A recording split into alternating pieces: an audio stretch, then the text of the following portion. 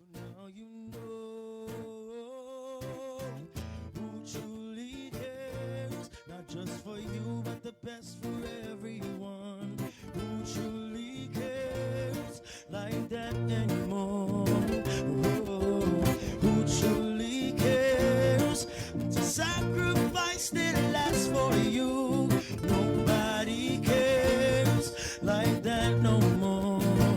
Oh, my eyes are open and now I see that everyone's far from thinking like me. There's something of value is taken away, and that's the time to change the mind state, but too late, cause I'm tired of seeing humanity taken for granted by the selfish and the selfless. Pollution of the soul is so unkind. So this is my mission, to find the people who truly cares, not just for you, but the best for everyone. Who truly cares like that anymore? Oh, who truly cares to sacrifice their lives for you? Nobody cares like that no more.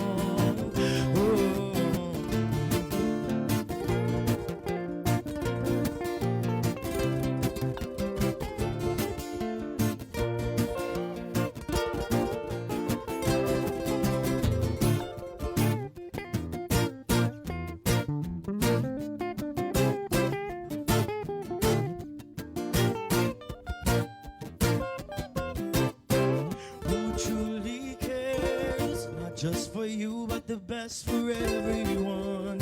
Who truly cares like that anymore? Oh, who truly cares to sacrifice their lives for you? Nobody cares like that anymore. Oh. KUAMFM Hagaya, Guam. You're listening to The Link with Chris and Sabrina on Breeze 93.9. Ya uli di sombran saltan mak etzu ita saluda antes de niga radzaudzan malak estrezas durante todo el memu a no distancia como kupugi palu Zangiman malak guafi ikonum nasugi airi prebatu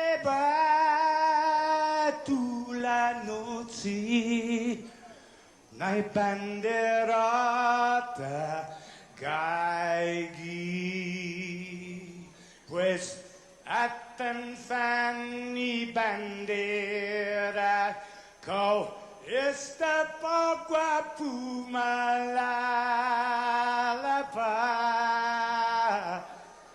giluk tanu man libri, centamiti man ko badi.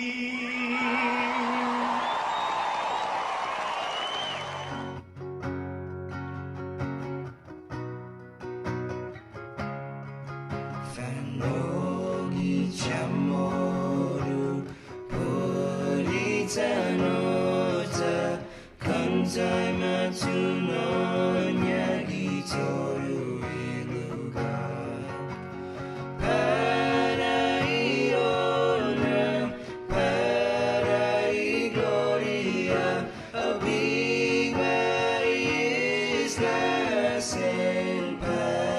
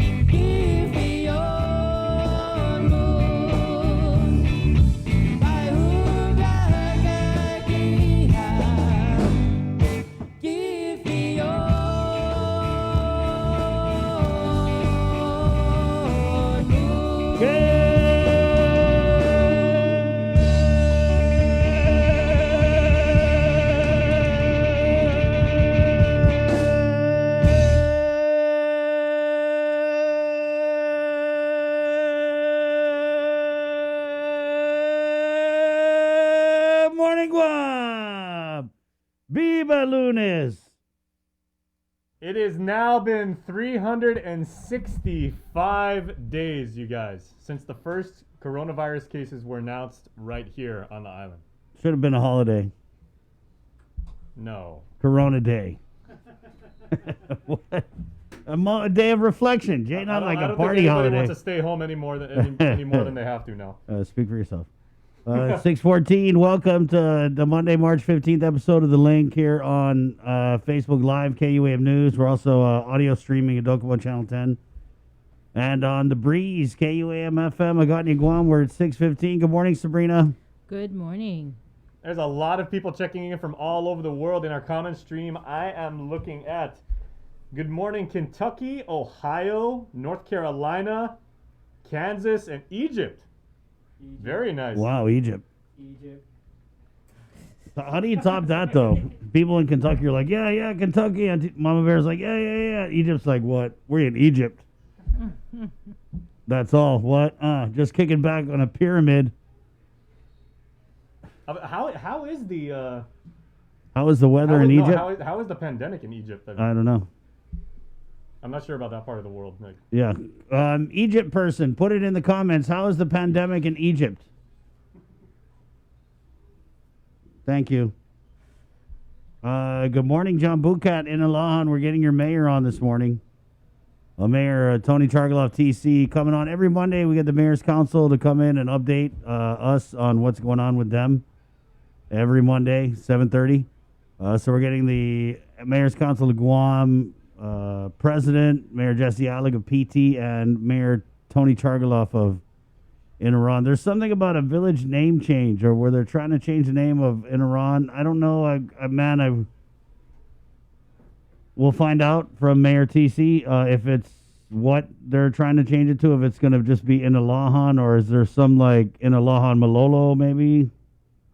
Like they would combine the villages? I don't know. I have no idea. We're going in cold. Yeah, I think there was a public hearing on it last week. Yeah, well, of course, you can never go in cold with Sabrina Salas Mantanani on the scene. Good morning to Margaret Woosted Cruz, all the way from Kapolei, Hawaii. Oh, Kapolei. Thank you for the heart, Margaret. We appreciate that. We're sending them right back to you. Thank you. We're about, 8.5 hours if the trade winds are favorable? Thank you for your heart emoji. Yeah. So, yeah, I guess there was a bill. It's Bill 60. Okay, thank you. What is it? Co-sponsored, Senator Talo Taigui introduced, co-sponsored Speaker Teresa Lahi, Senators Joanne Brown, Sabina Paris, Frank Bloss Jr., Tony Addett, Joe Augustine, Chris Duenas, Selena Nelson, and James Moylan. Okay, who didn't sponsor it? Right. It was introduced at the request of Inalahan residents and represents the first of several bills that may be introduced to formally adopt Chamorro names for all villages consistent with recommendations of the Comisión Fino Chamorro. Mayor Chargaloff provided senators with a petition from Inalahan residents supporting Bill 60 with additional signatures and a resolution from the Village Planning Council anticipated this week. Meanwhile, we still have Hagatnya. And Harmon, guys. No, it changes it to Inarahan to Inalahan. Oh, nice. No, we have Hagatnya, which has been, but yet we still have Aganya Springs, Aganya River, Aganya Heights. Hagatnya. No, I'm saying all the other ones are East Aganya Bay. Yeah, I was having a conversation. This was it last year with the Hagatnya mayor, and I had said Aganya, and he was like, Hagatnya. Hagatnya. Want to fight? It's Hagatnya. What? We'll slap your face. I always wondered. The first thing I always said is, so do we have to say Hagatnya Heights? I don't know. Way back when they first proposed that, I was like, remember the way people used to say it? In fact, they were like Aganya. I never said it like that. No, that. not you, but they would always, we had a lot of the time in the media. It was like they would import all these off-island reporters. Import off-island?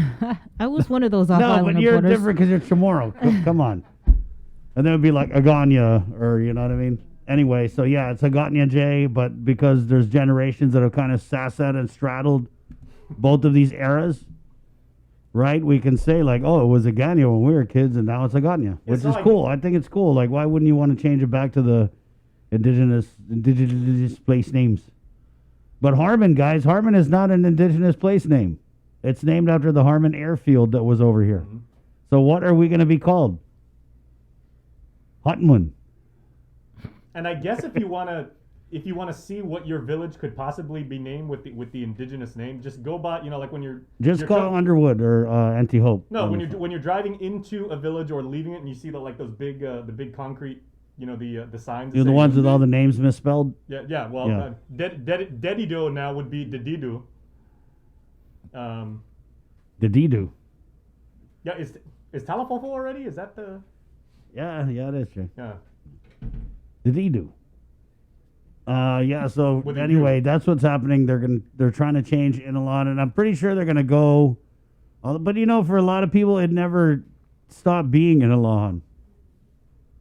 But they're gonna go, I guess, down the line. What other villages are there that don't have, like maybe Santa Rita? Yeah, there's another one. Because that's like a Catholic kind of name. Yeah, I feel like there's people yelling at the show right now, like, what about this village? Yeah.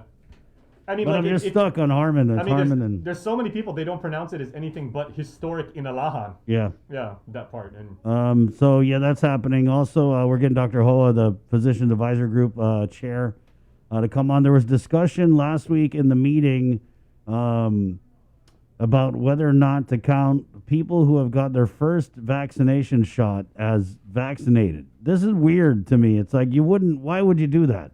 Other than to make some stats that look good for the government of Guam. Because I don't know, if you look at the CDC guidance, it says very clearly that you're not considered fully vaccinated until a few weeks after your second shot.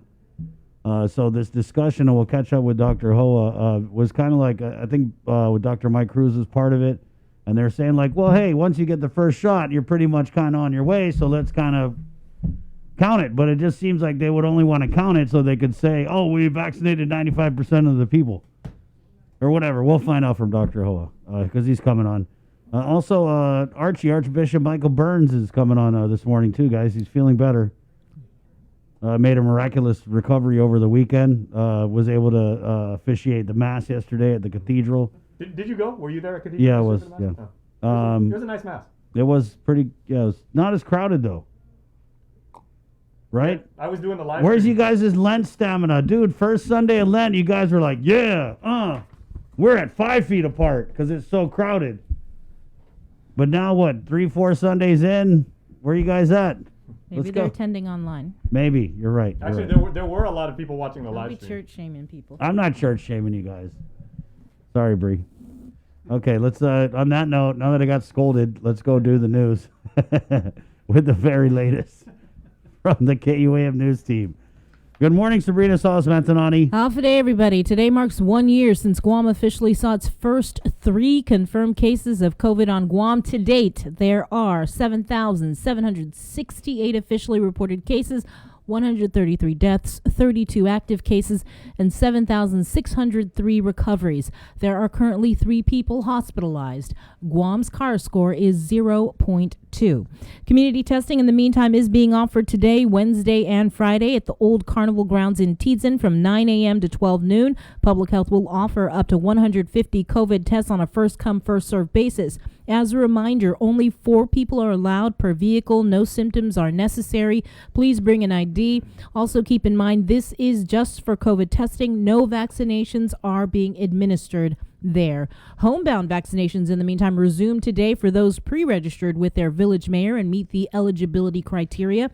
Homebound vaccinations for dose 2 are scheduled today from 8 a.m. to 5 p.m. in Inarajan, Maritzo, Dedido, Agate, Sinahanya, Chalanpago, MTM, Anigua, and Guma Tranquilidad. Additionally, a village vaccination clinic is being held at the Inarajan Mayor's Office from 9 a.m. to 3 o'clock in the afternoon. There will be 124 doses available there. And again, that is for dose 2. There is no vaccination clinic at the UOG Calvo Fieldhouse today. That resumes tomorrow through Saturday from 10 a.m. to 4:30 p.m. These clinics will administer the first dose and second dose. The Johnson & Johnson vaccine will not be available at UOG at this time.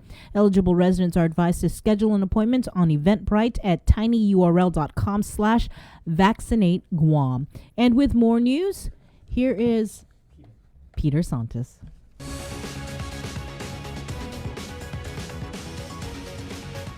Good morning, everyone. I'm Peter Santos with your headlines here on The Link.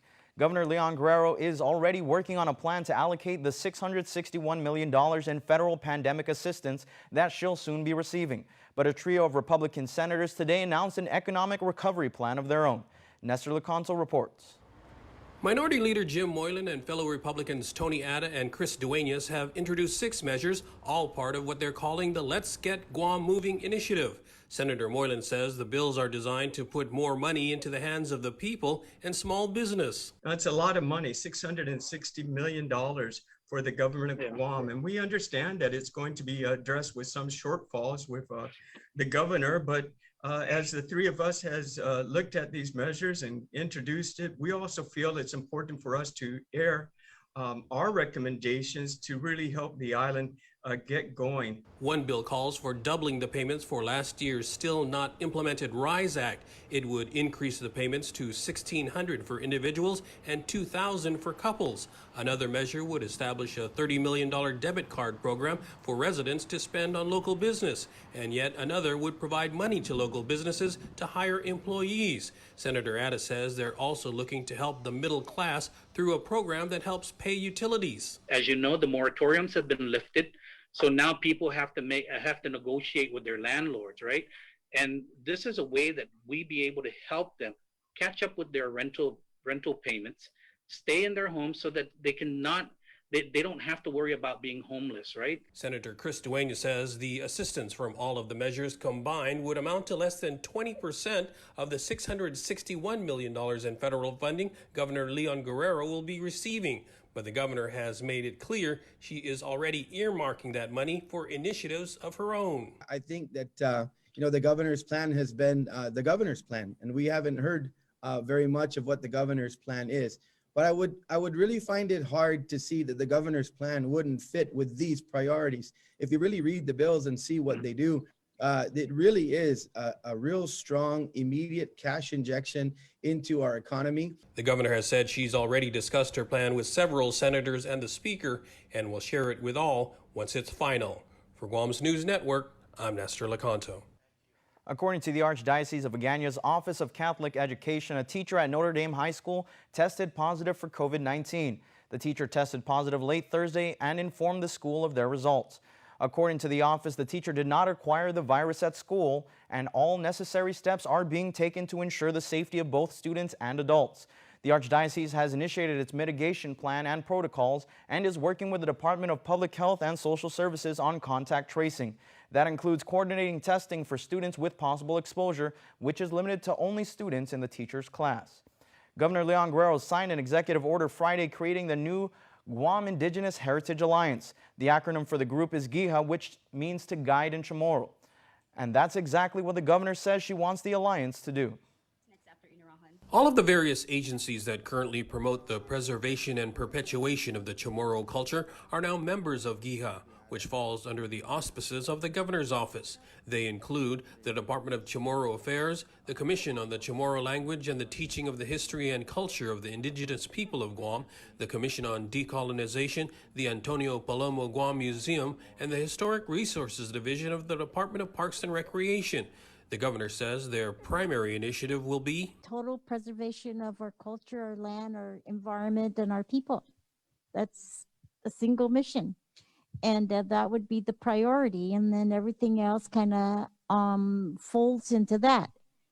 Our political status, our language, our heritage, and so forth. GIHA shall meet on a regular basis to discuss and coordinate a collective effort toward Chamorro self-determination, decolonization, and cultural sovereignty. Dr. Laura Souter, chair of the Chamorro Heritage Task Force, calls it a historic moment that will pave the way for better communication and more effective coordination. We think better when we think together, right? We have a greater impact when we work together. And that's what GIHA allows us to do. It's a collaborative alliance, and alliances move nations, but they can also move us within our nation to shape a future that's viable for us. For Guam's News Network, I'm Nestor Lecanto. With regional headlines, here's KSPN2 News. Hafaday Guam, here are the headlines for CNMI. a piece of legislation that took more than a year before being signed into law.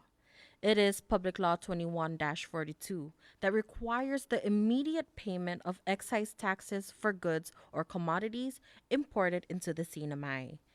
The Division of Customs previously allowed a 30-day grace period before collecting payment, but it came with a few issues. We've had issues in the past when businesses were importing items, availed of the 30-day, but then still did not pay within the 30-day period, only to come to find out that sometimes they have closed down, they have changed management, ownership, and something similar, so that we cannot then collect what is owed to the CNMI government. Customs Director Jose Mofnes refers to those businesses as fly-by-night importers, and with this law, they will be eliminated. But there is an exception for qualified importers. In order for our importers to request for a 30-day grace period to pay for their excise tax, they must be eligible, and these eligibility requirements include being an established business in the CNMI for 2 years or more, a valid tax identification number, a 1-year minimum history of compliance with customs import laws and regulations, obtain a tax clearance from the Division of Revenue and Taxation, and then that clearance must be for a period of at least 2 years. Public Information Officer Reyna Camacho states they are currently working with the Saipan Chamber of Commerce to advise importers and businesses of the new law before it takes effect on May 6. We want to meet with all importers and explain to them the change of what this change means, what this law means, and what the process will be. So we will be scheduling stakeholder meetings wherein the importers and general taxpayers can make their inquiries then. The tax rates are based on each commodity and can be found on this website. I'm Sally Limis for KSPN News. For more news, visit saipantv.com. For KSPN2 News, I'm Ashley McDowell. That's the news for now. We'll see you all at 6 tonight on Primetime.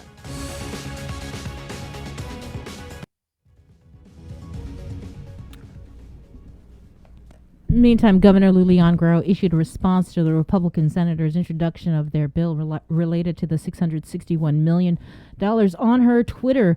The governor wrote, "All the programs introduced by Senators Moylan, Atta, and Duenas are already in place. These senators seem to have taken notes during the State of the Island and added their own titles. We have been very clear about the priorities for the funding authorized under the American Rescue Plan, getting money into the hands of our people, helping small businesses and nonprofits keep their doors open, and building a new hospital initiatives we all are already working on." Again, that was Governor Lulian Guerrero responding on Twitter. Also, from the CNMI, there have been a total of 8 confirmed positive cases of COVID-19 since Friday. According to the timeline, on Friday, the CNMI reported 1 new case of the virus and another 3 on Saturday morning. Then Saturday evening, 4 additional individuals tested positive for COVID, which brings the total to 8. According to a media release, the CHCC and the COVID-19 task force have identified 49 individuals through expanded contact tracing. All 49 contacts have been safely isolated away from the community. Contact tracing will continue to identify high-risk contacts and isolate them. At this time, CHCC is not seeing a widespread of community transmission. And now we head over to the National Weather Service to check in with our good friend Landon Idolette for your work week weather forecast. Good morning, Landon. Hey, good morning. How Good are y'all morning. doing today? We're doing all right. You? It's been an interesting Monday so far, and I think I might be having some communications issues. So if I bump up, don't worry. But I woke up at 1:30 this morning with allergies and stuff, so it was a little bit earlier than I expected. And then I started checking my emails before I came into the office, and I got an email that the office coffee maker had broke. And I'm like, that's perfect for Monday. So Allergies and no coffee. Oh gosh. It was a bad mix up. And then I come into work. I've been trying to get into my computer for the last hour, and I cannot access my computer system, so I have no slides available for this morning's weather outlook. But I do have my weather computer. Okay. Speaking of the devil, just as y'all were going on the air, my computer came up, so we're good to go. So I can show you some information and stuff over there, but minus the slides that I usually send to Jason before our broadcast, I won't have those. But I do have our weather forecast. Okay. And if you remember last week, we were talking about it's going to be a little bit wetter and rainier last week. Well, it definitely panned out that it was a much wetter week, and that helped alleviate some of our developing drought concerns and our developing wildfire danger. We were at a very high extreme wildfire risk. That has taken a little bit of a tumble because of all the rains we had last week. However, as I switch around, it's going to be a dry week ahead. So this is going to be more of the same of what we've seen the last several months. So we're going to zoom in right over Guam, and it's not much of anything. You see there's a little bit of white puffs moving in from our east to the west. Those are the low-level clouds coming in with the trade winds, and they might drop about 2 or 3 minutes of a light to moderate shower and then move right on off, and it's going to dry up and clear out. The stuff moving in from the west toward the east, that's upper level cirrus moving in overhead. No showers associated with those. So that's going to be the theme for the week, dry. And most of the showers that are in the region, they are keeping well to the south near Yap and Plow. That's another little bit of a tropical disturbance, but nothing too exciting down there. Those showers and thunderstorms, that's going to keep off to our southwest, passing over Yap and Plow in the coming days. Abundant showers for them, especially across eastern Yap State, Walleye Islands down there, and then on towards Chuuk and Pohnpei. The ITCZ has been a little bit active, coming and going the last several weeks, keeping rainfall abundant enough to meet their water needs across the main islands. But of course, the northern islands, that's where they've been having some of the developing drought problems. This is our water vapor imagery showing the moisture content in the atmosphere over the region. And of course, the abundant tropical moisture that's across Yap State and Palau. The yellow's very dry for us. And so that's going to be the theme for the week again. Not much change in the week ahead. I will go show you the buoys right quick. This is at the Retidian buoy. The seas are going to be flatlining just a little bit. We're right about 6 to 8 foot combined seas on the open waters right now. That's going to drop a little bit today and to around 4 to 6 feet by tonight and Tuesday. That's going to remain the case for the week ahead. And then we get a little bump up in the trade winds around midweek as the trade winds surge just a little bit, but we're free of any hazards. We're free of advisories at the moment, and I suspect that will continue for the week ahead. So if you're following our radar, we've had radar problems for the last, since February 2nd. That radar, we have a team coming in from Oklahoma City. They've been on island for a while, and they are working on the radar, installing new pieces. And I actually got to visit the radar site on Friday, and it was actually up in the dome. So if you ever go by the Wendy's in Barragata and you see that big, looks like a golf ball on a tall tee way off in the distance, that's our Doppler radar. That's owned by the Anderson Air Force Base, and we're the primary users for that. We have a team over there. They've been working on that all of last week, and they just about have repairs complete. So as I understand it, it's spinning, but it's just got some remaining communications errors that they have to resolve. So hopefully in the next day or two, we'll have the radar up and running again. But this week, it's going to be dry, so we're not going to be looking at much regardless whether we have the radar or not. But once we get that radar operational, we'll be all hands on deck. And go to our webpage, weather.gov/gum. Some of our guys, they're resetting our homepage, so it's going to have a different look and feel to it. Nice. And hopefully a little bit more friendlier ease of access. So we'll be making minor changes there to our webpage. Hopefully the radar will be up and running, and a dry week ahead, free of advisories. So go out there, have fun, and be safe. Yeah, Landon, I got a couple questions for you. First question is, since you mentioned, the domes and everything, everybody always asks about the golf ball. I'm sure you get this a million times, but are those the same kind of geodesic orbs, I guess, that you see like at Epcot Center? And for people that don't know about it, like exactly what do they do? You said it's like radar, but it's like 360-degree radar, so it's just bouncing sound off of all over the place?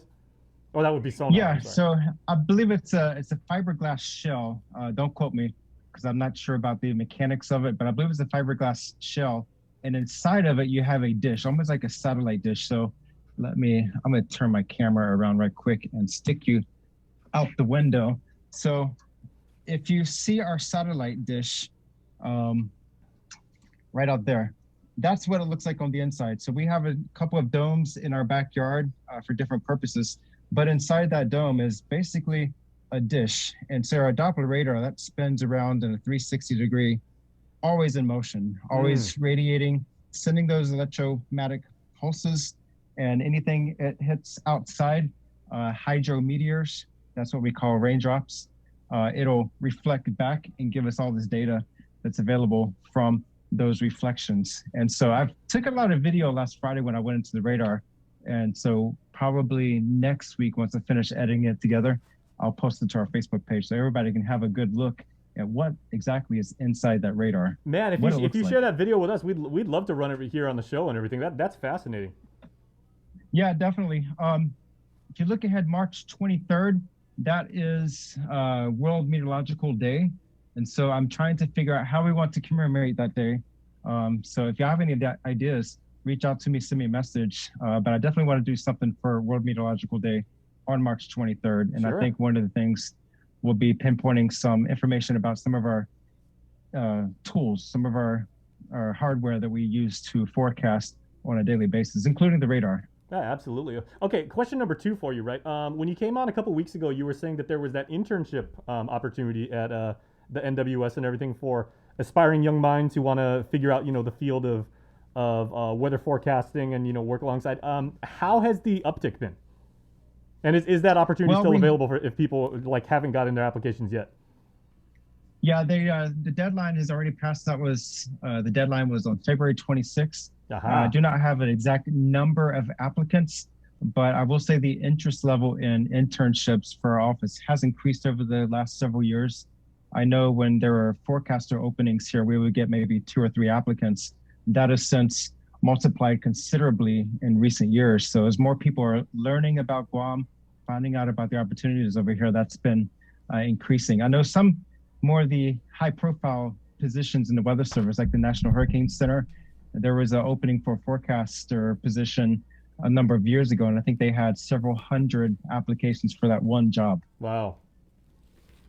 Yeah, very cool. So hopefully we, I would really say that probably the work that you and your brother and your team over there have really given people something to think about as far as very fulfilling and rewarding career choices and say hey, these guys make weather seem like it's really, really cool. They're super into it. They're totally geeked out every time they come on the link, which is a good thing.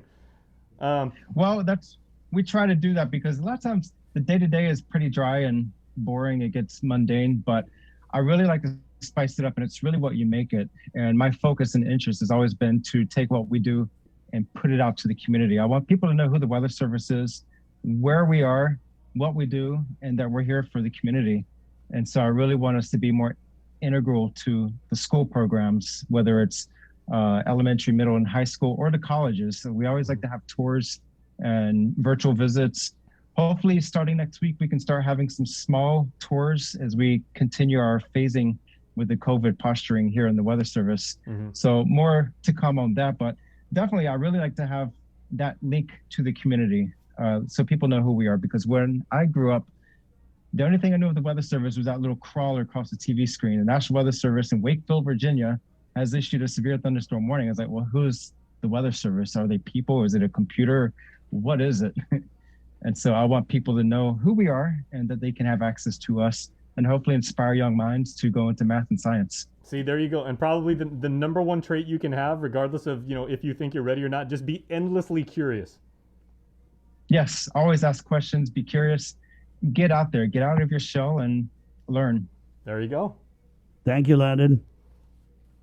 Good to see you as always. But hey, and if you got that video for next Monday and everything like that, shoot it over to me. We'll set that up because that's super cool. I've always wanted to see the inside of those. It's big. That's all I'll say. Well, let me ask you before we let you go. Have you, I mentioned Epcot Center earlier, and that's like the world famous geodesic orb, right? I mean, I think that is the world's biggest. But have you ever been to Epcot and stood underneath that thing? Because I have, and it really makes you aware of just how tiny you are as a speck on this earth when you stand underneath that thing. I think it was July 1992 was the only time I've ever been in the Epcot Center. That was on the monorail as we were going through it on the way to Disney World. So I never stopped and actually looked up at the top and was like, wow, that's big. So maybe this summer I'll get down there. Yeah, Spaceship Earth as it's known, Chris. There you really, go. Really cool. I'm just going to Google geodesic during the commercial break. Thank you, Landon. Take care, my friend. Always good to have you on. Thank you. Have a good day. Okay. That's like a $5 word, Jay. Yeah, well, yeah, use that in Words with Friends next time you do that. You'll cash in for that one. Yeah, no, but I mean, you know what I'm talking, like the big Epcot thing, right? They say it's like, that's where God tees off, like in Orlando. So it's a hemispherical thin shell structure based on a geodesic polyhedron. There you go. Just Google images and you'll see got the little tiles or whatever. Yeah, on but I mean, I was very, very fortunate because my family, we took a trip there, and I mean, you can see it from maybe several hundred miles away. I mean, it's huge. But then when you're actually there and you stand underneath it, and I think it's on like a because it is this big circle and it's mounted like on 3 struts, and it's you stand underneath that thing and you're like, man, just the size of it, it's like it is massive. Thank you, Jay. Yeah. If you guys are ever in where is it? Orlando. There you go. Check out the geodesic dome there. It's like the first time you go to like the Lattie of Freedom over like in Adelup, and you stand in there, it's like, wow, man, this is a big Lattie stone. Yeah. Good comparison. You're right. 6:45. We localize things here on the show. We're gonna take a break and regroup and come back with more of the link, which is proudly brought to you by East West Rental Carrier, IT&E, and Calvo Enterprises. Good morning. Learn more.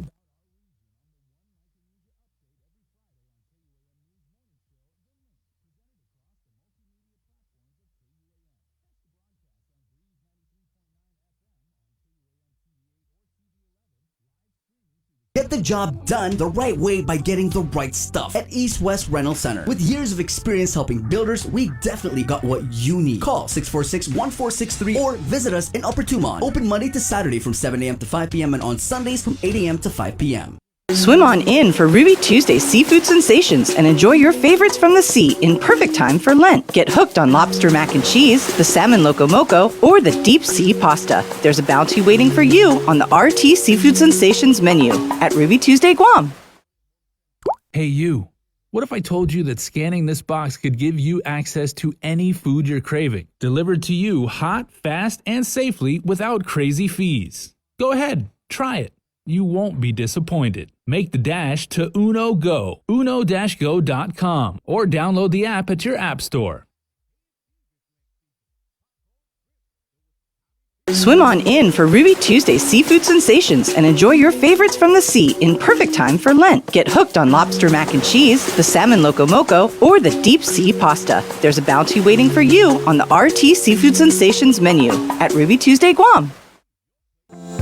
KUAM Communications salutes women small business entrepreneurs during Women's History Month with a special community feature, Women Driven. Every Monday in March, tune into KUAM News Primetime for a showcase of women entrepreneurs working in our community and the businesses they own and operate. Also catch the daily women-driven profiles, flooding the digital media platforms of KUAM News for professional features on many of these hardworking women. Celebrate Women's History Month with Women Driven on the multi-platforms of KUAM, presented by Cars Plus and Bank of Guam. GU Self-Storage, conveniently located near the Harmon McDonald's. We offer affordable rates, online payments, and auto bill pay for your convenience. Plus gate access daily from 6 a.m. to 9 p.m. Call us today at 648-7867 for more information. Catch a wave of fish and seafood available throughout the Lenten season at King's Restaurant. The Lent menu has a tsunami of all your favorites like deep fried parrotfish, fried calamari, and the Lent sampler. All are sure to be a splash hit. It's the Lent menu at King's. Only one company on Guam provides every solar energy solution under one roof, Micronesia Renewable Energy. You want solar only? They got that. You want solar with batteries? They got that too. You want outright purchase or lease purchase? It's up to you. Does your solar system need a tune-up? That's what they do. For solar energy solutions from A to Z, you can count on MRE. Give them a call at 632-2613 for a free consultation. MRE, providing real solar solutions built by real solar experts. The relationship between Guam and Manila, Philippines is undeniable as we share similar cultural traditions, history, and heritage, with generations of Filipinos calling Guam home. KUAM presents a monthly look at the capital city featuring in-depth and engaging interviews on everything from medical tourism to new business and government leaders. Veteran newscaster Nestor Lecanto delivers Beyond Our Borders. This special program is brought to you by the Bank of Guam and KFC.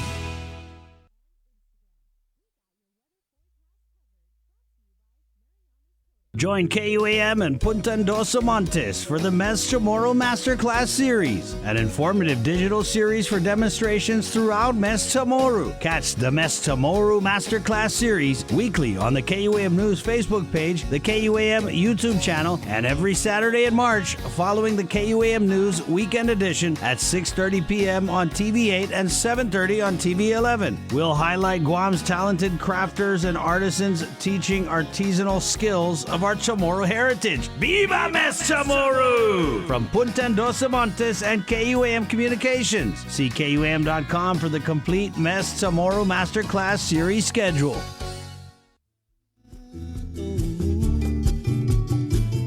Hey, it's 6:49 on the link. Good morning, Monday. Good morning, Monday.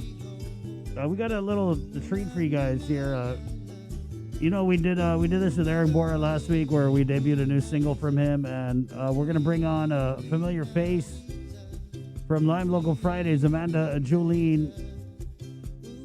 Very talented performer. Yeah, and so Very talented. she did a song called Mama, but then she also kind of shared with us a little bit about what went into writing this song as, well, she became a mama. So what we'll do this here is let you guys know about this song, and then we'll play the song 2J, which is, again, local artists out there. We're always looking for performances. You send your videos our way. You can hit us up in our DMs. You can slide into our DMs as long as it's a cha-cha slide. You prefer cha-cha slide over electric slide? I would be more an electric slide. You guy could be, myself. yeah, definitely you could electric slide in. Okay, either or, okay? Yeah. One or the other. And, you know, let us know how to get your video. There's an email. We can take it in email. Yeah, and you can send it to reporters@kuam.com. Right so on. all of us can see it. You know, we have professional musicians on our team, and I mean, we dig everything here. And people were asking, though, somebody brought it up and they said, is there a cost to do it? No. Exactly. Yeah. Yeah, free for you guys. We just want to give you guys some. I mean, if you wanted to drop your new single with maybe a couple empanada just to, you know, grease the, literally, we wouldn't get mad. 6:51 again. So this is Amanda Julene Aflagui with a little background on her single called Mama. Hafade Guam. My name is Amanda Julene, and I want to share the backstory of the song that you're about to hear called Mama. You know, music has always been a part of me, but when I became a young mom at the age of 21, I had so much trouble navigating this space, you know, my passions and being a mom. This time when most people enter adulthood, I was entering parenthood, and it was filled with a lot of fear and tears and honestly a lot of negativity from other people, basically telling me, you know, good luck with your life. And it was very discouraging, and I realized, you know, into a year, maybe even more after being a parent, that I really held on to this narrative that I was just a mom. And I remember so vividly one day sitting on the couch, jamming on my ukulele and looking at my daughter and just thinking about this word mom and how much I've embodied it and held on to it and felt stuck because of it. And then on the flip side, thinking, you know what? No, I'm so much more than just a mother. And being a mom and having my daughter Marley is something that gives me strength. We're stronger together because of our children. And, you know, this song came to me on the couch and I was saying these lyrics, you call me mama, you call me to be more, you call me to be more true and honest with myself. I've never felt so overwhelmed when you call me mama, but you show me my weakness and you help me believe in the strength that we have together. So that's the chorus of this song, and I really wanted to write it because I needed an anthem for myself. And I wanted to share this song for anyone who feels like me, who may be discouraged by their label. Maybe it's not mom, maybe it's something else, but just wanted to give a reminder and encouragement that you are not defined or confined by what you think is your weakness. That is truly your strength. You are so much more. From the bottom of my heart, I'm coming back, in music with a love and a balance, and I can realize that I am a mother, but I'm also so much more than that. So hope you enjoy this song called Mama. Let me know what you think. Take care. Bye.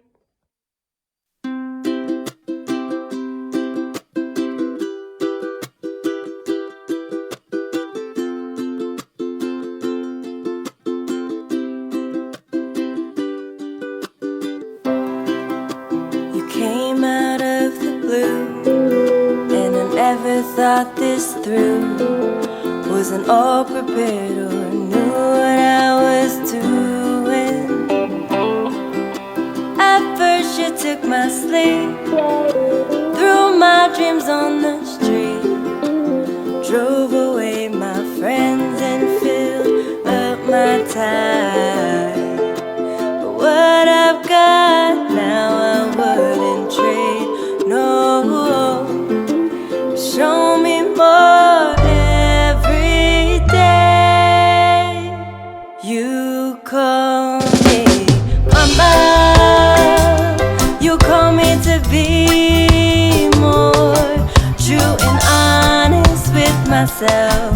Never felt so overwhelmed when you call me mama. You show me my weakness and help me believe in the strength that we have together. Yeah, yeah, yeah. No, no, no, no, no, no, no. The strength that we have together. And life is different now, with you always around. Without you I would not be who I am today. Standing firm in who I am, letting go of what I ain't. You taught me so much in a short time, short time. What I've got now I wouldn't trade, no. Show me more every day. You call me mama, you call me to be more true and honest with myself. Never felt so overwhelmed when you call me mama. You show me my weakness and help me believe in the strength that we have together. Whoa, whoa, whoa. No, no, no, no, no, no, no. Strength that we have together. Whoa, whoa, whoa. Yeah, yeah, yeah, yeah.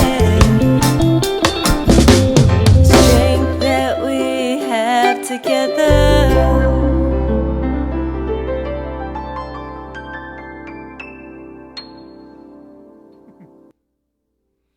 All right, once again, Amanda Julene Afligui, one of the many talented artists we have here on Guam, sharing a very heartfelt song that she wrote about her own journey into motherhood. That's a beautiful track, Chris.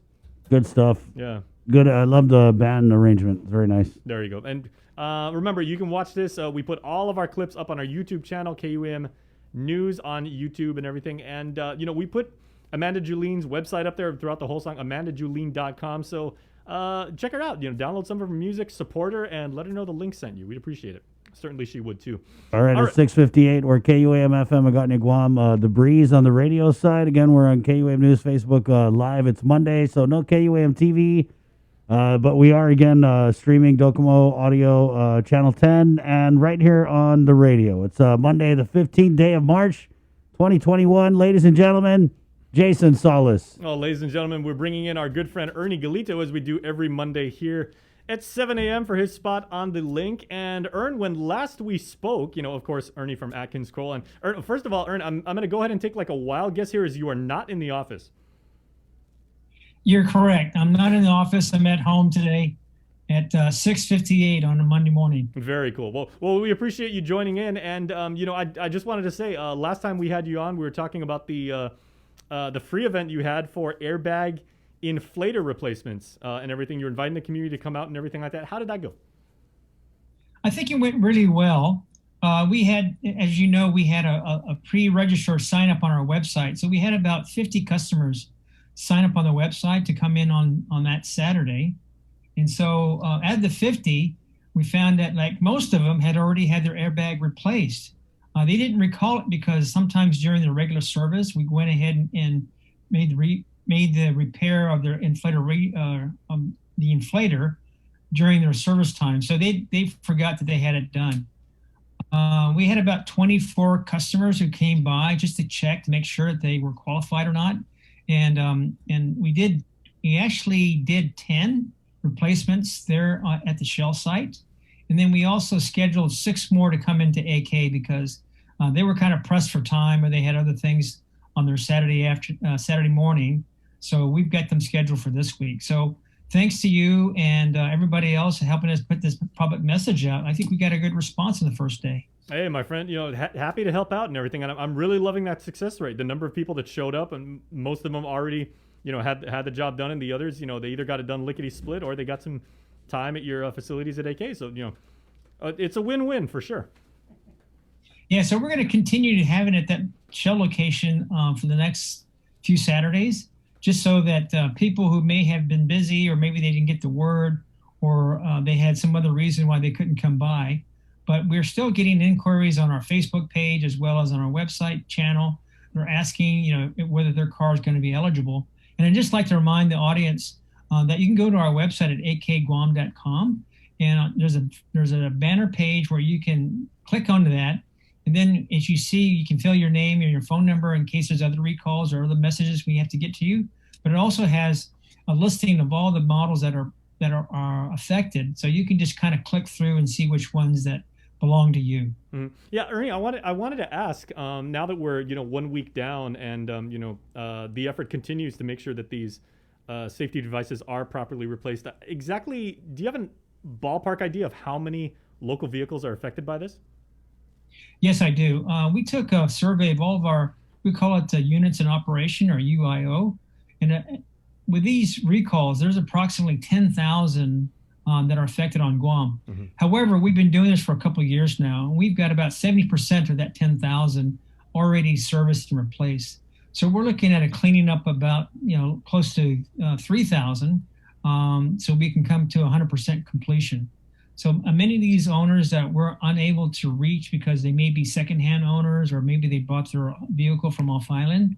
So that's why we're doing this public outreach through broadcast media, print, as well as social media. Wow, 70% success rate. I mean, talking about, you know, like win-wins and everything. I mean, you guys are way ahead of the curve as far as, you know, like what the vaccination numbers are, which are very, very impressive. So good job. Yeah, like I said, we're thankful for our customers who are concerned about the safety of their vehicle as well as public safety and the safety of their passengers. So everybody's kind of concerned about that, but we know that people are pressed for time, and so we want to try to make it as convenient as possible for them to have their airbag inflator replaced. Mm-hmm. So you said this is going to continue every Saturday, and again, it's at the Shell station over at the Micronesia Mall.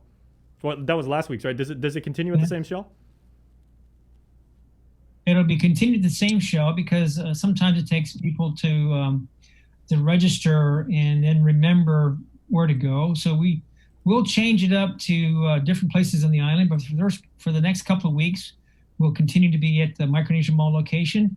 Then we'll probably move it. Next location will probably be the Agana Shell. But we'll let everybody know when transfer takes place. All right, lots of space over there at the Micronesia Mall, or the Shell station next to the Micronesia Mall. So good word, Ernie. So make sure, everybody, make sure to check out akguam.com. If you have any information, check out our friends at Atkins Crow on Facebook, and Ernie and his crew will be really happy to help you out. What else have you got going on? Because I've had the good pleasure of interviewing you over the past couple of years when you guys did that really neat promotion where young people could design the car of the future. When are we going to see that again? I mean, we're still in like a really weird time, but I've always liked interviewing you for that one. So hopefully maybe we can get back to that point. Well, you're talking about the Dream Car Art Contest. Yep. And yes, we're going to actually, thank you for asking about it, because actually we're going to have the award ceremony the last Saturday of March at the Atkins Kroll Toyota showroom. We've got 9 winners, first, second, and third in 3 different age groups. And yes, it was a pretty tough year because COVID just disrupted everybody's life here on Guam and around the world.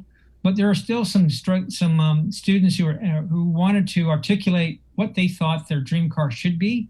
And I'm sure we're going to find a lot of good ideas on how to overcome loneliness, how to overcome the COVID-19, how to connect with friends, and how to make the world a better place. So that's going to be, you said the last weekend of March, right? So we got a lot of time where we can talk about it, like let people know, like, man, some of these designs, Ernie, I mean, you've shared them with me over the years.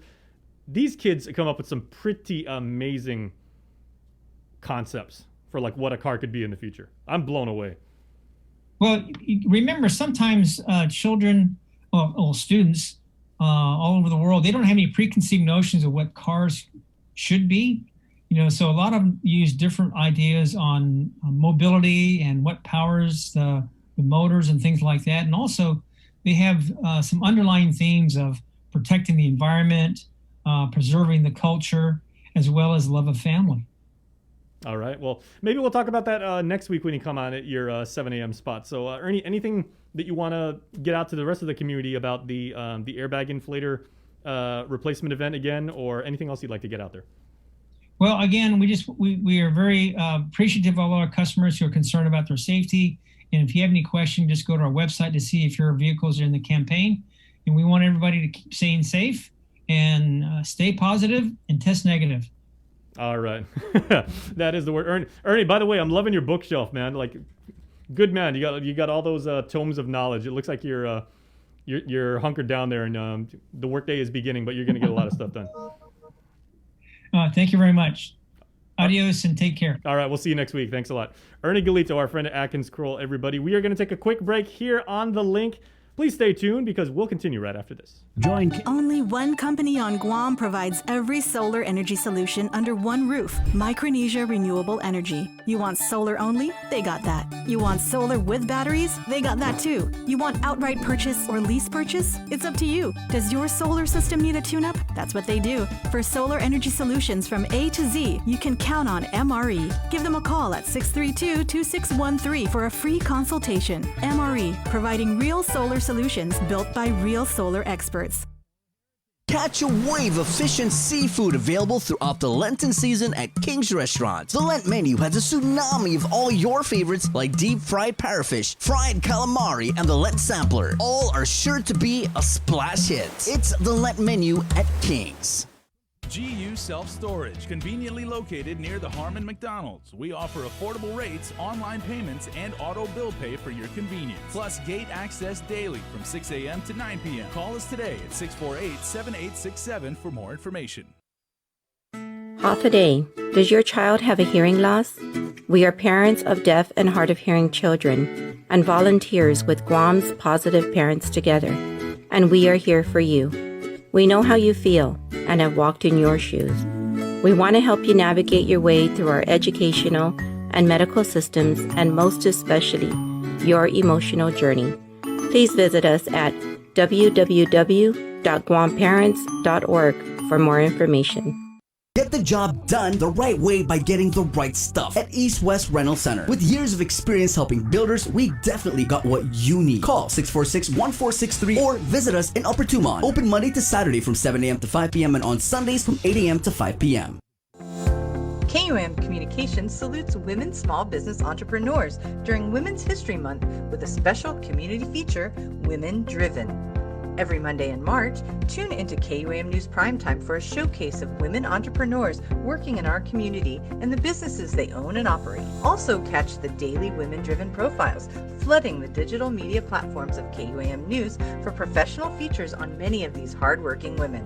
Celebrate Women's History Month with Women Driven on the multi-platforms of KUAM, presented by Cars Plus and Bank of Guam. Uno Go has arrived and is here to deliver you food from your favorite restaurant in a safe, reliable, and fast way. Choose from a variety of restaurants island-wide and track your orders in real time, with quick deliveries whenever your cravings kick in. Plus, sanitized vehicles, reliable drivers, and safety seals for your peace of mind. Make the dash to Uno Go. Visit uno-go.com or download the app at the App Store or Google Play. Uno Go, delivering Guam on demand.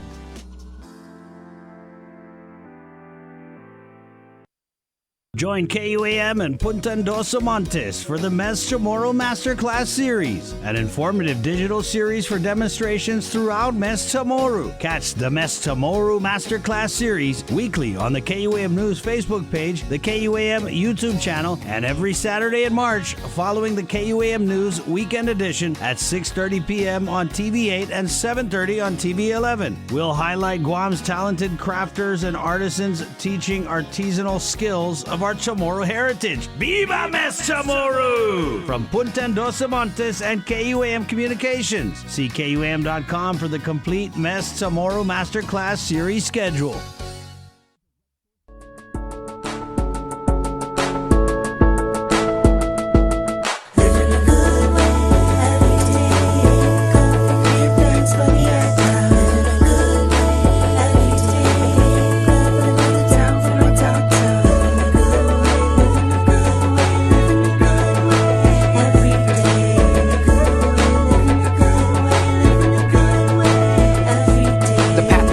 Is sacred, cause I walk it, conscious of creating the world when I am talking, stopping all the traumas of my mamas and my fathers. My flow immerses my whole lineage in holy waters, soaking sores of those before with spoken words. I open doors to ocean shores and hope for more, healing and revealing, reconnection to my feelings, seeing to the sky, embodying the ceiling, revelations of creating bonds of our relations. I'm taking the path to taking it back to facing the facts of our existence, reconnection to the mystics. Language of the spirit is the OG scientifics, dancing the inscription of intuition's hieroglyphics, reading current movements is all Pacific physics. Listen to the birds as their direction pivots, cause they sing a song of life and they taught me how to live it. So I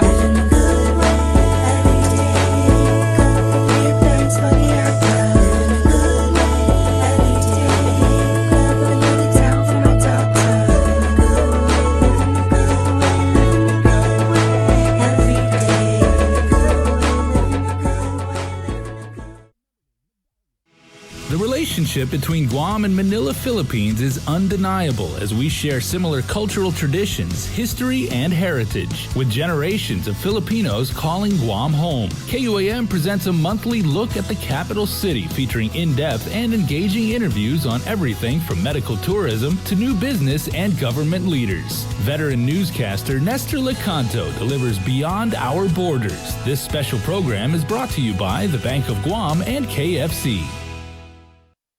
We got your 6 at 6 a.m. with the link on Breeze 93.9 FM. Bree and I connect you with all the latest news and information you need to know to start your day. Then check back with Guam's news leader at 6 p.m. for the day's top headlines with KUAM News Primetime. From 6 a.m. to 6 p.m. and everything else in between with KUAM Digital, we got your 6.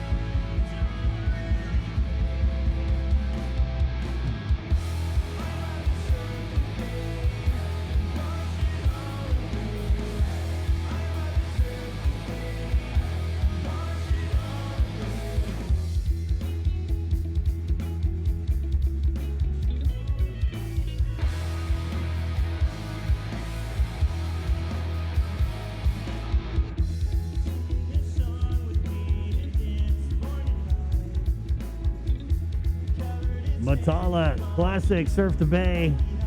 Who doesn't surf the bay? Talapova Bay been crowded. It's like Pecor 30 there. Good morning, 714. Right here on the link. East West Rental, thank you. Cabo Enterprises, IT&E. Carrier at 647 Cool. Thank you guys. 714. Let's head into the KUAM News Zoom room where it's a beautiful Monday morning. Right as I said that, the sun hit your face, Doc. Good morning, Dr. Ho Wen. Yeah, good morning.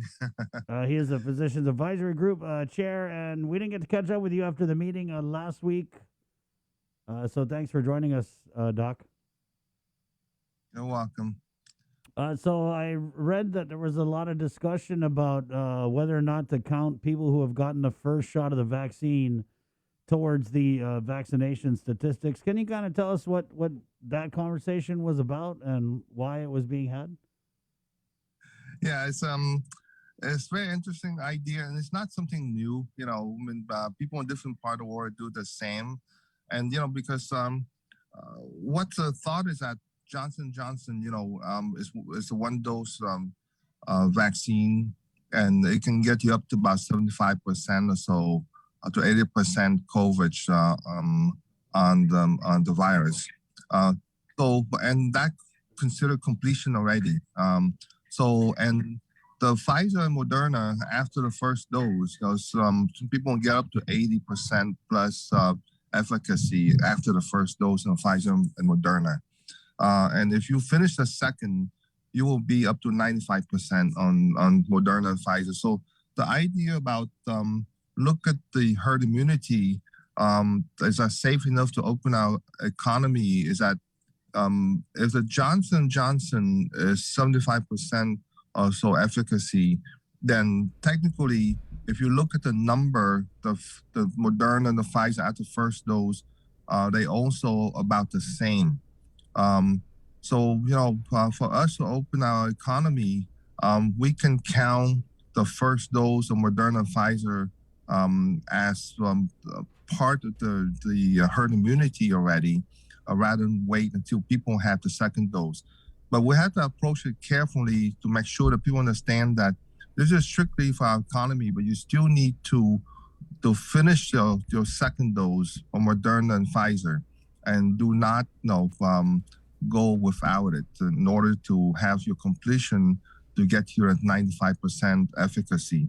So, and the way that we give a vaccine and supply right now, probably by the end of April, that we get that 50% of our population, the island, complete the first dose or more, so if we really counted probably more than 50%, so at that time we can start to open our economy to the outside. And it's not just the economy, it's also, we had to consider about the Q factor, and change the guidelines. So there's a lot of decision, a lot of things that can change if we look at the first dose Moderna and Pfizer compared to Johnson Johnson. So that's the idea. We still talk about it a whole lot, but I think that we can move to that that idea if the governor and public health and everyone agree with the idea. But that's something we talk about in the PAC, and also we talk about the Surgeon Cell a whole lot on the 50% or higher on the herd immunity. At what point would the new quarantine protocols be triggered, Doc, and what are they? What are the ways you guys are discussing changing quarantine? We have to look at the number of vaccinations we give out in percentage on the whole island. We look at the hospital admission to make sure that it's very low. I think right now, I understand it's about 3 or something like that. It changes every day, but and also the number of positivity on the island remain low, and our CAR score got to be we rather a 0.1 or 0.2, I think this is okay. So those are several factors we look for in order for us to kind of change the quarantine guideline. And we have up to several weeks, months now that we are doing well. We just need to continue doing well, and we continue to ask the public to make sure they still practice the 3W, and if we can do that, then we can hopefully change the quarantine guideline very, very soon. Hopefully in the next few weeks or so, if everything's continue to do well. What and do you- again, the positivity in the state is also count to, the state is going lower and lower, and hopefully that's the trend that we see in the future. What are you looking to change with the quarantine protocols and the guidelines? Sabrina, if people can get some 2 hours PCR testing before they arrive, and everything are doing well, they can quarantine at home. And that's something that we ask people to do is quarantine at home, and hopefully again with the herd immunity with the vaccination, we can control the infection rate that way. We're not going to have a moment when we have zero positive. We have to understand that. Okay, so but the key here is for us not to get sick enough that we end up in the hospital or dying from the virus. Doc, what did you make about President That's the Biden's key. announcement last week that he wants to open up vaccinations for all age groups by, I think it was April? I think by June, but that's depend on if you have enough vaccination for everyone, right? Supply and demand, and as the supply are so great that you have more supply than people demand it, then yeah, you can open that to everyone. But right now, we still have to ask for more vaccine. So until that point, we really have to kind of concentrate in certain population and not open to everyone. But again, if we have the supply, we'd be glad to open to everyone. If you are fully vaccinated, are you guys looking at possibly removing quarantine for those who are fully vaccinated that come into Guam? Is that what you said? Well, that's the key, and we're still looking for ways to verify that you're fully vaccinated. Sabrina, you have completed either one dose of Johnson & Johnson or 2 doses of Pfizer and Moderna, and that's 2 weeks after you get the last dose. And that's when you're fully vaccinated. And we have to look at ways right now. I don't think everyone has the platform to prove that you've been fully vaccinated, just because that white card, either you lose it or you can probably fabricate it somehow. It's not the most ideal way to prove that you're vaccinated by somebody. You can pretty much make that card yourself. There's no database or anything where you enter all the information into a computer system? There's no database nationwide in Guam. We have a digital platform that we propose the public health to use for our population in Guam. To that way, if you go from the state, you come back, that the airport can pull your name up and see if you're vaccinated or not. But so far, they're still kind of in the procurement process, whatever that they do. So we just have to wait to public health give a clear guideline adopting the digital platform. But that's one way that you can, for our local population, only a return resident, to prove they're vaccinated or not. It's just basically someone have to, at the airport, pull up your name and say, hey, you've been vaccinated already, rather than use that white card that you have. So currently, as of today, there is, when people go get vaccinated, all that information is not inputted into some computer database or anything like that. It's just we just have a bunch of papers. It's manual. Yeah, we right now it's just all manual, and that's something we try to really ask public health to change into a digital platform. And the manual one, someone had to put that in the database. Yes, they have a database of public health called WebIZ. It's some database that several states and territories are using it, but it's not accessible to everyone. Only public health can access that. So it's not. If the airport wants to kind of pull your name on that web IC, they cannot. It's not open for public. So it's very hard to do, and that's something that they use also for inventory supply. It's a web IC. But again, we are trying to introduce a digital platform that run parallel to web IC, so that way, at the airport, someone can prove that. And you have to, if you're fully vaccinated, you come in at a certain point in take to consideration a different factor that you can be able to go home for quarantine. You will have to get that point somehow, but like I say, hopefully soon. And just for clarification, what you were mentioning earlier, currently the way that you guys are moving towards achieving herd immunity is based on those who are fully vaccinated, but you are looking at changing it to where you count the numbers for first dose. Yeah, kind of strictly for open our economy. Okay, it's not looking at for fully vaccinated.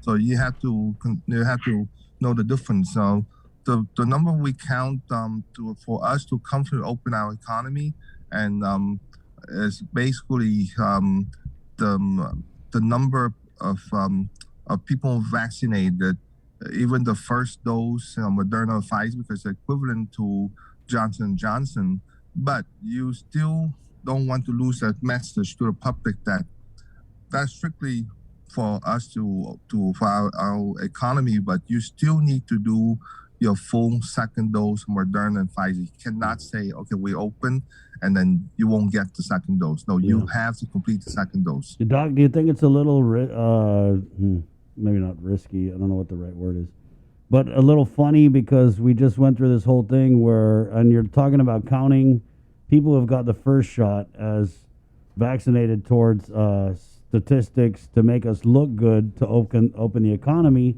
but we just went through this whole deal where we didn't have enough vaccines to give everyone their second shot, and everyone ended up getting it way late. So is that really responsible? We again depend on supply, Chris and Sabrina. I mean, our supply come in on time, and I think they pretty much caught up what the second dose that's due for people. But again, the timeline is past 6 weeks after the second dose was due. So, you didn't go outside the timeline that was recommended. So, it's not, it's not Guam or anyone at risk. It's just supply from the federal. Again, hopefully by June, they have more supply than demand. But right now, as much as they give to us, we give to people arms as fast as possible. It's right now the key to push is that public health, the National Guard and all the private clinics are pushing it as fast as they can come in, so we can get our people vaccinated. So it's not a question of responsibility. The question again is the economy is one thing, and also make sure that people understand that's different than completion the 2 dose of Moderna and Pfizer. Again, we want people to finish because that's the maximal efficacy they can get is 95%. If you're satisfied with 75%, just like Johnson & Johnson's okay. But again, if you want much more coverage, then you gotta finish the second dose. If we go if we use the numbers from the first dose as the basis for achieving herd immunity, when would we achieve a herd immunity? Would it still be faster. July? Yeah. Will it be before July 21st or after? I think that this month we have about 35,000 doses coming in. Technically, I think in April we have another 10% increase. So you talk about close to 40,000 doses coming in. So if you count it, we should have 50% of our population vaccinated at least in the first dose by the end of April. Just in time for the starting of tourism by May Yes, 1. and we should have about 30% plus of our population that fully vaccinated with the second dose by that time. But first dose, we should be 60%? Oh, in the 50 or higher, much higher, yeah. So it's good. No, our people really very few that reluctant to have it, but we are a lot different than in the state. About 30% people in the state are still reluctant, but in Guam, I would say that the majority of our population want the vaccine. Mm-hmm. So we're in good position. Assuming this, if we get the supply in just like we plan, we should have no problem at all. So are we going to start having like two numbers where like, hey, if you want to come here for the economy, our vaccination rate's like 99%, but in reality it's 40%? No, we have to report the number of first dose and second dose completed. No, that's what people need to know is that our goal is to make sure that you're fully vaccinated, either with the first dose Johnson & Johnson or complete the 2 dose Moderna and Pfizer. That's our goal. And to make sure the people know that that's the goal. We don't deviate from that. Whose idea was this to let's go with the first dose as where we're going to base herd immunity on? You know, UK did that on there because UK they really vaccinate everyone. They don't, and the thought is delay the second dose so that way at least they have the overall high number of people vaccinated for the herd immunity. So again, we are not the first one to do that. This idea that was part of it on the table, just because multiple other areas that do the same thing. So either you have a completion of 2 doses, but very low percentage of people, and let the rest of the population at risk, or you at least vaccinated the majority of population to get some type of immunity there to protect people. A vaccine of 50%, a typical vaccine, 50% of considered very good already. So when you get to 75% or 80%, that's way off, and it's really this excellent things to have. So, this vaccine, again, either first dose completion or first dose only. It's already way past the average vaccine out there already. So that's why the idea of rather to cover a large proportion of your population with the first dose to ensure that people are protected rather than just save it and approach it in a very slow rate of have the 2 dose series. So that way the rest of the population are left unprotected. So it's not it's a decision is made to see, hey, you want a large proportion really quick, at least you protect somehow, or you just want to approach it as a textbook and that be much slower scale. So the supply is not out there for everyone. So what was the ultimate decision? I think Sabrina, we still talk about it. I think that we push the idea, but again, is it have to be agreed by public health, and and the governor had to be feel comfortable with that idea. Okay. Yeah, we just advise, but again, it go up to the next level of the discussion. We will be discussed with public health.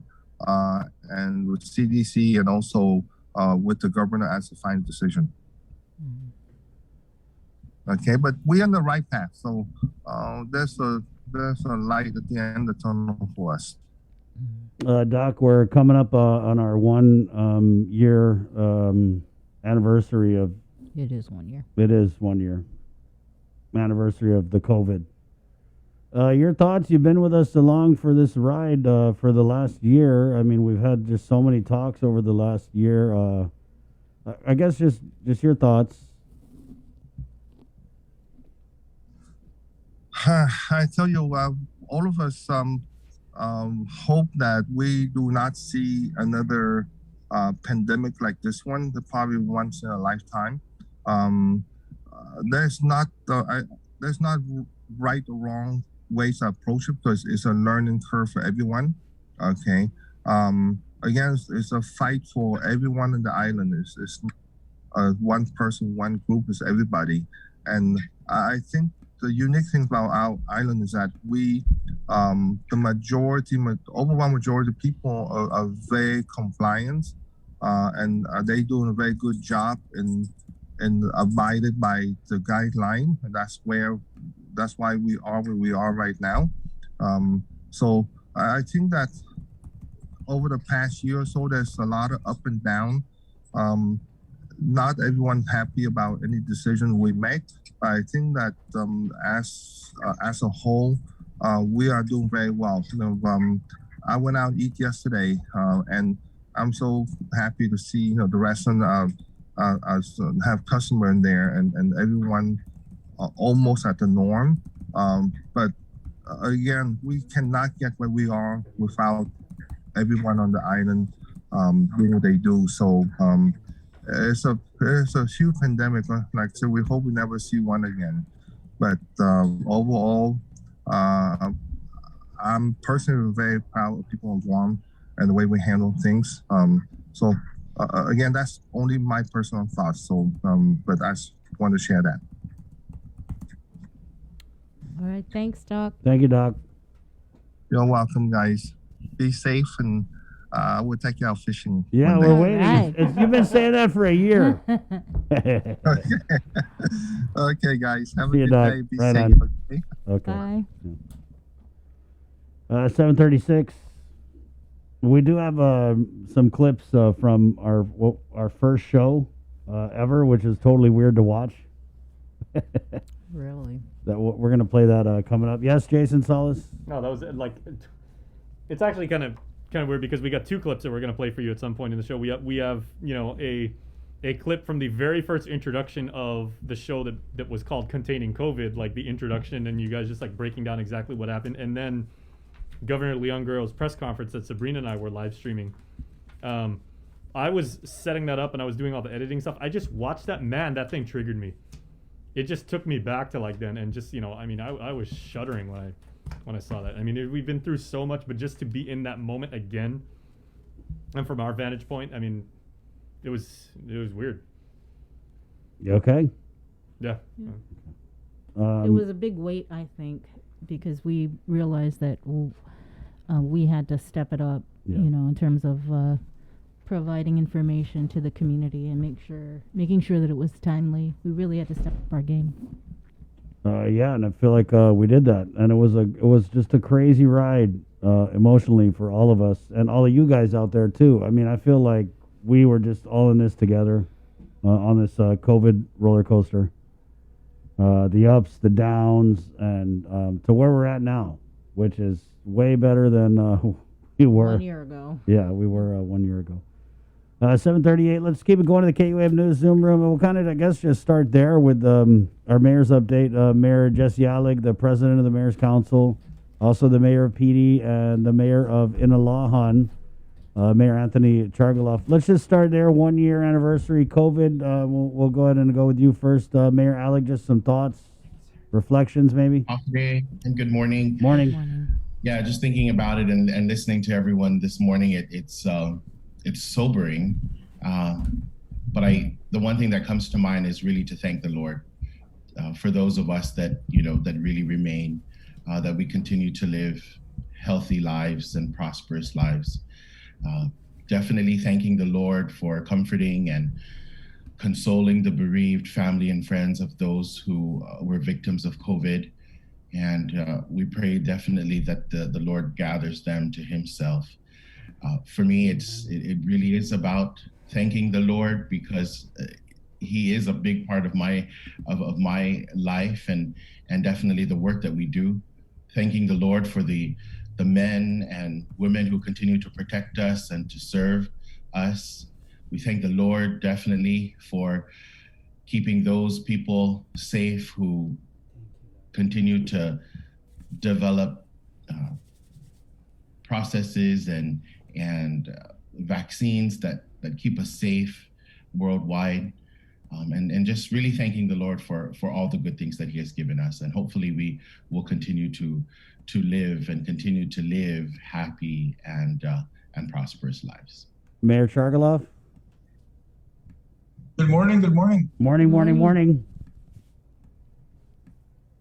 What's your thoughts and reflections on the last year under the COVID?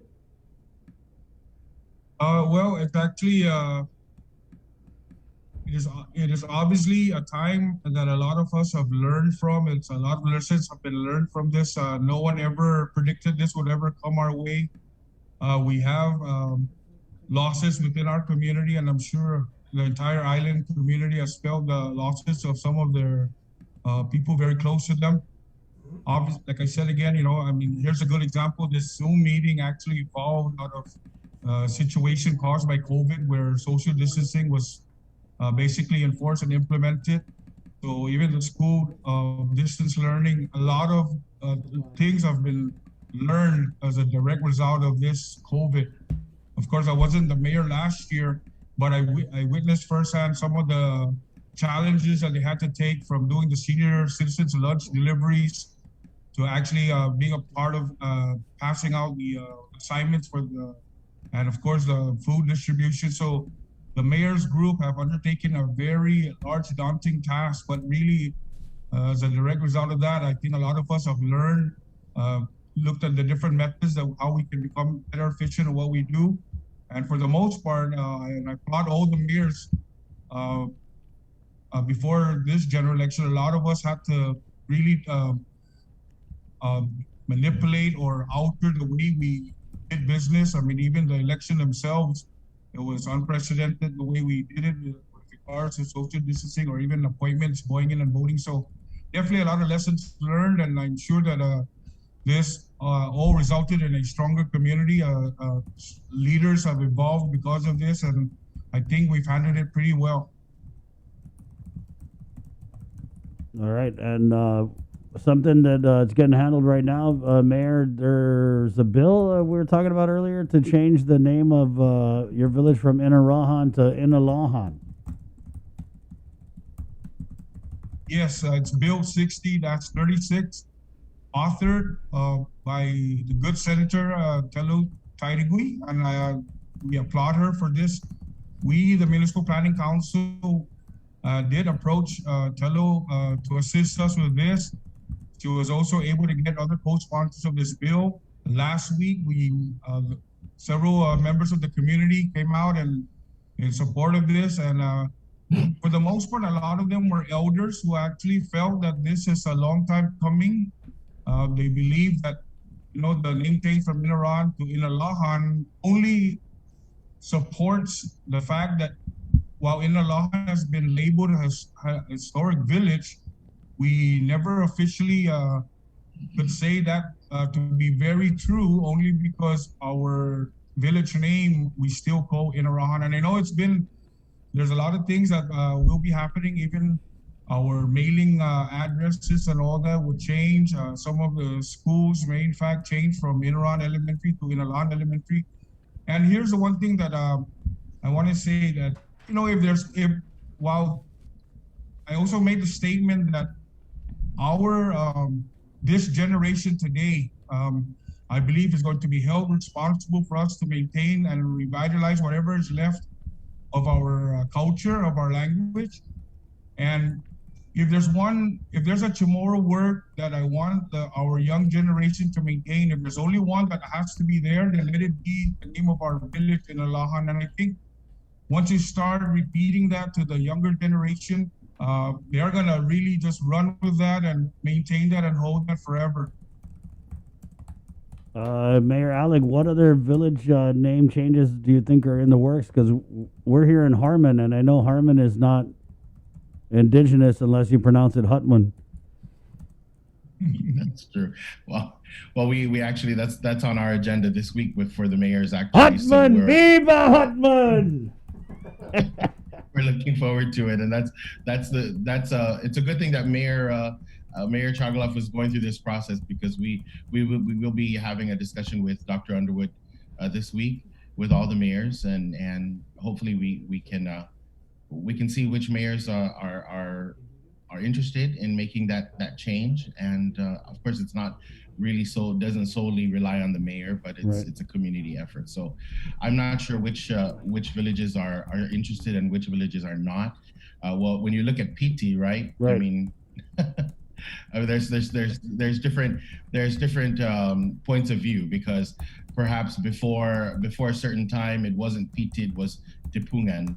And so, do you want to go back to that time, or do we use our current PT and use an actual? Well, it is a Chamorro word, right? Derived from the word puti, to hurt. Yeah. But why would you? We want to remain positive, I think. What about like Santa Rita?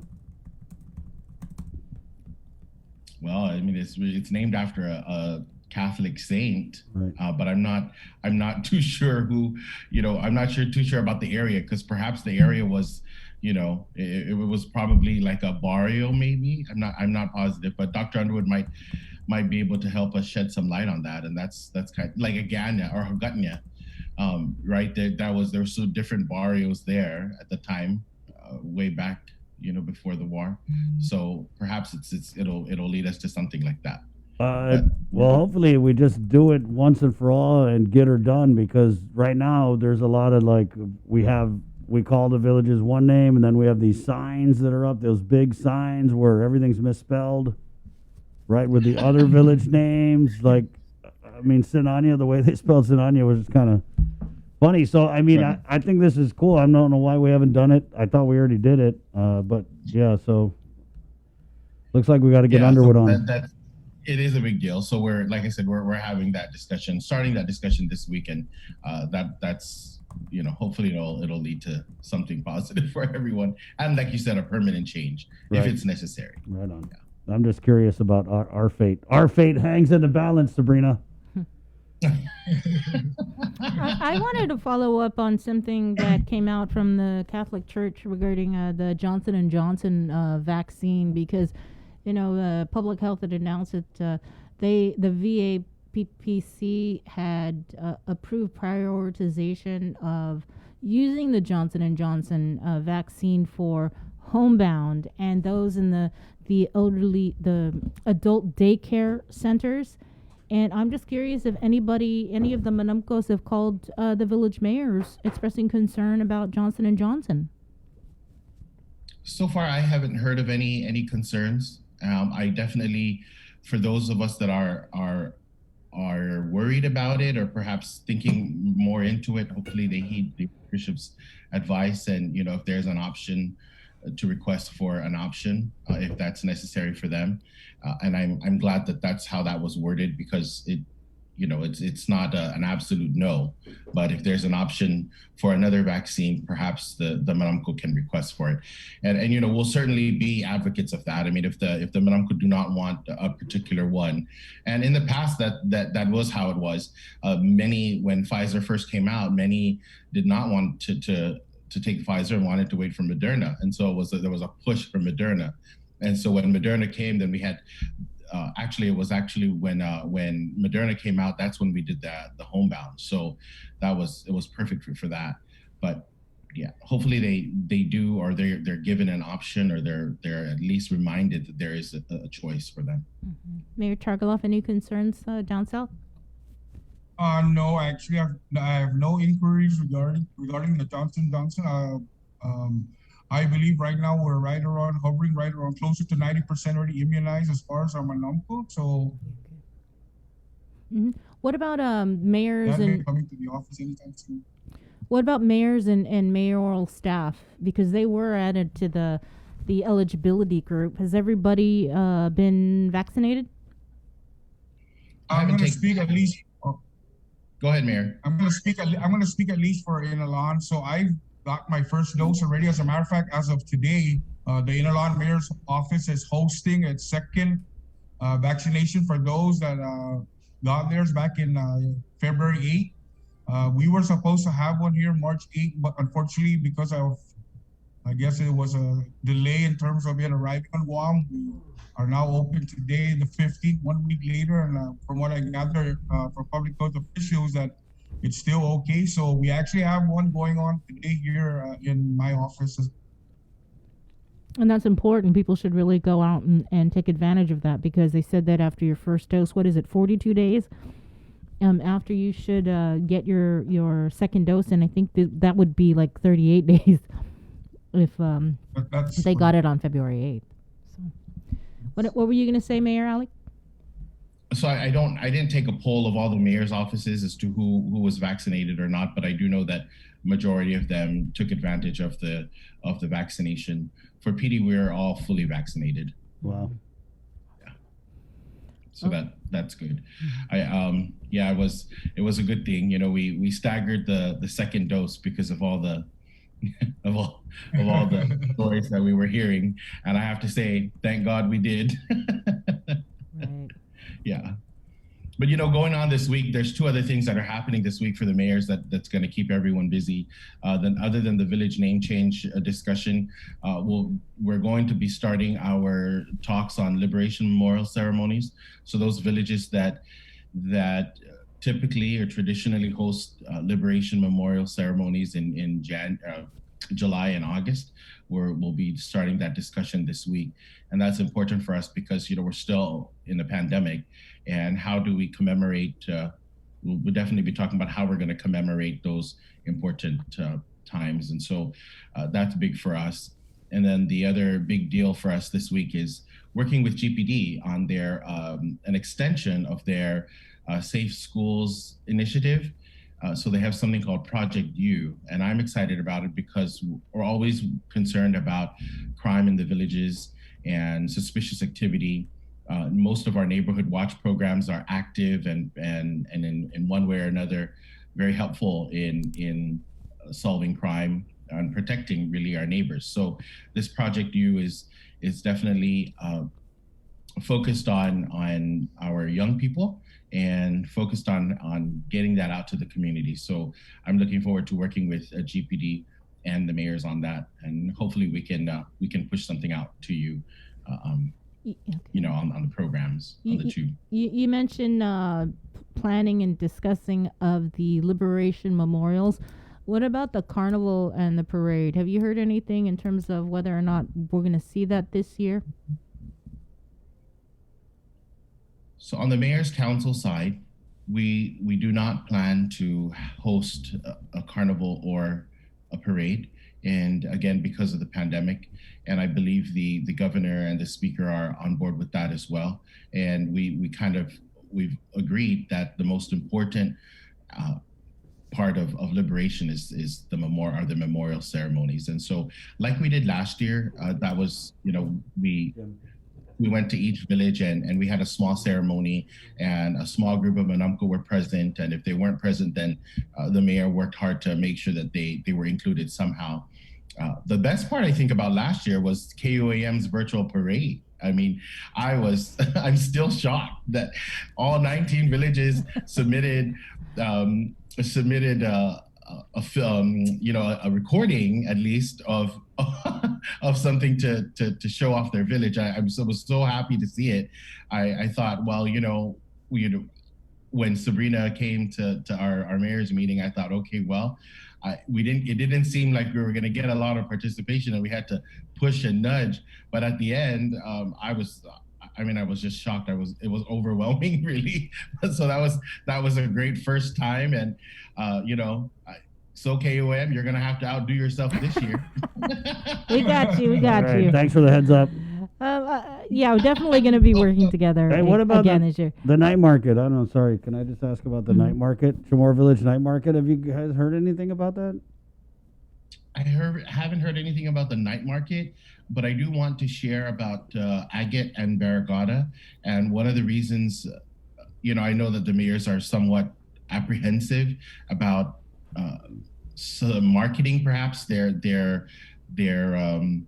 event on Tuesday and on Wednesday, but with the approval of the governor and public health, it really is just a grab and go activity. So there's no entertainment, there's no hanging out, there aren't any tables to sit and eat, and it's really just to provide for both the vendors to sell their produce in Agate, and for residents to be able to get fresh produce and to get fresh meals that are pre-packaged, and it's just a grab and go deal for both Agate and Barrigada. But I have not heard anything about the tomorrow night market, the Wednesday night market. Well, what about the Mango Festival?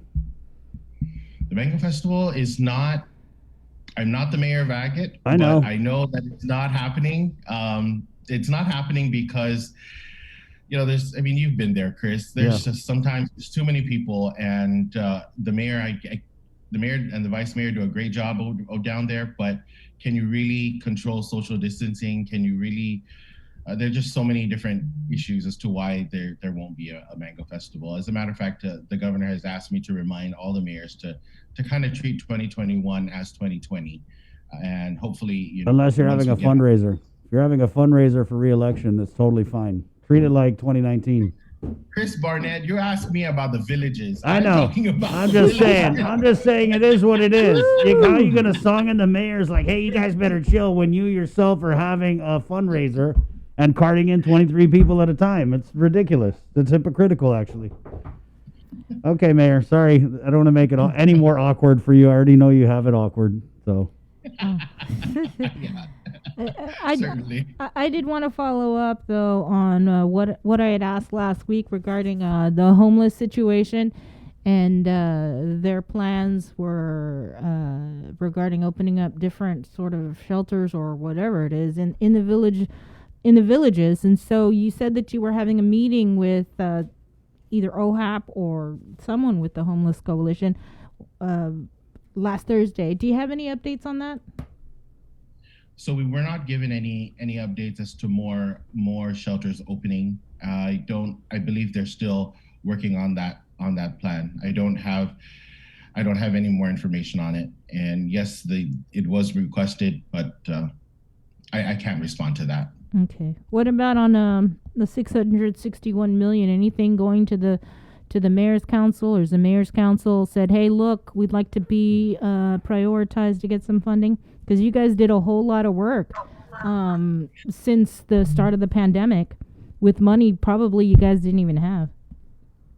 That's correct. Yes, I have already reached out to the governor and to the lieutenant governor on behalf of the mayor's council, and it looks promising. We are working. We did send in a request for several things for all the villages, and we're working two different aspects, one with the governor and one with the lieutenant governor, and hopefully we'll be able to push that out as well. On the governor's side, on the request that we made, it was really to help each office function better with new vehicles, to help each village function better with more maintenance funding, and parks and facilities upgrades, and also an upgrade in technology. Most of our mayors are using, as like in PD, we have 4 computers, but 2 belong to me personally. And so, and then we have Zoom, but Zoom it's paid personally. It's not paid out of government funds. So those types of things, we want to keep up with technology so that the mayor's offices are working better and are working more efficiently with the government agencies. And so hopefully that'll lead to an upgrade on not only just technology, but also information. So I'm happy about that. With the lieutenant governor, I think you'll be seeing something coming out of that maybe in the next month or so. We're working on providing community activities for each village, and hopefully we'll be pushing that out soon. And that's a big deal. That's also to help our students and our adults on the education side. Can you break down like how much you guys are requesting? No actual breakdown. Estimate on how much? Well, definitely our shortfall. So our shortfall is about 2.6 million. And so we know that we believe that will be taken care of on top of all the other asks. Mhm. So that's at least the bare minimum. Okay. Well, I mean, you guys did, like I said, you guys were from day one. You guys were tasked with the food distribution and everything else during this pandemic. So hopefully you get what So you when guys are it first asking started, for. you're right. When we first started, most of us had purchased used vehicles from GSA, and so we all kind of gave up those vehicles to public health to use for the pandemic, and we finally received them back. And so that was kind of the trade-off, really, or the reason why we're asking for new vehicles because of that purpose. Well, thank you. Was there anything else, Chris? From No, your good. end? Well, thank you guys and everything you've done and continue to do. Viva the mayors! Viva! Yep, I gotta say, you guys worked way harder. You worked way harder than the senators during the pandemic. Viva en Alahan. There you go. There you go. In Alahan. In Alahan. Anybody who says in Alahan is going to get fined $5. Make it 50. 50. They're going to put it towards San Jose Fiesta. You know what? Oh, yes, Jay. No, we have to re-record the song. Yeah, we do. In Alahan. Making my home in you. There you go. All right. There you go. Thank you, Mayor Alec. Thank you, Mayor TC. Okay. That's Adios. tough. All Hey, right. stay safe. There you go. Good guys there. 7:59. It's 8 o'clock pretty much. We're at KUAM FM Agani Guam on the breeze. That's the radio side. We're also multimedia all over. Facebook Live, KUAM News. We're coming up. We got a bunch of senators who are on the governor's bad side. She actually tweeted about them, which I'm like, okay, Governor Lou, you're trying to be like Trump with his Twitter stuff now. So we'll get with them on and find out what they did to get the Gov's Twitter crosshairs on their faces. It's not hard. It's not hard to get on the bad side. It's 8 o'clock again, and we're going to actually take you back a little bit. I'm going to play these two clips back to back, as it is the 1-year anniversary of the COVID. And we'll start here with the governor announcing 3 cases. How far back is this, Jay? Don't give away too much, but it was... Well, this was at March 15th. It was a Sunday afternoon, and Sabrina and I were here at the office. We got the call from Adelup, Crystal Paco, at sent us 5:15 or so, and then everybody rushed down there. It was a very, very uncommon hour and day of the week for a press conference, and we were all the media was summoned to Civil Defense. We went there, and I said, we'll be starting any minute now. There was a very lengthy delay, and then I remember distinctly 6:33 p.m., as you're going to see in this clip, the governor and her entourage came in and wasted no time, got right to it. And we're going to do it back to back. We're going to play the governor's announcement of the first COVID cases on Guam. And then immediately following that, we're going to play a clip from Containing COVID, which is now called The Link. And this is our first episode. So pretty crazy to kind of look back at these. All right. So it's Throwback Monday right here on The Link, 8:02. Again, good morning.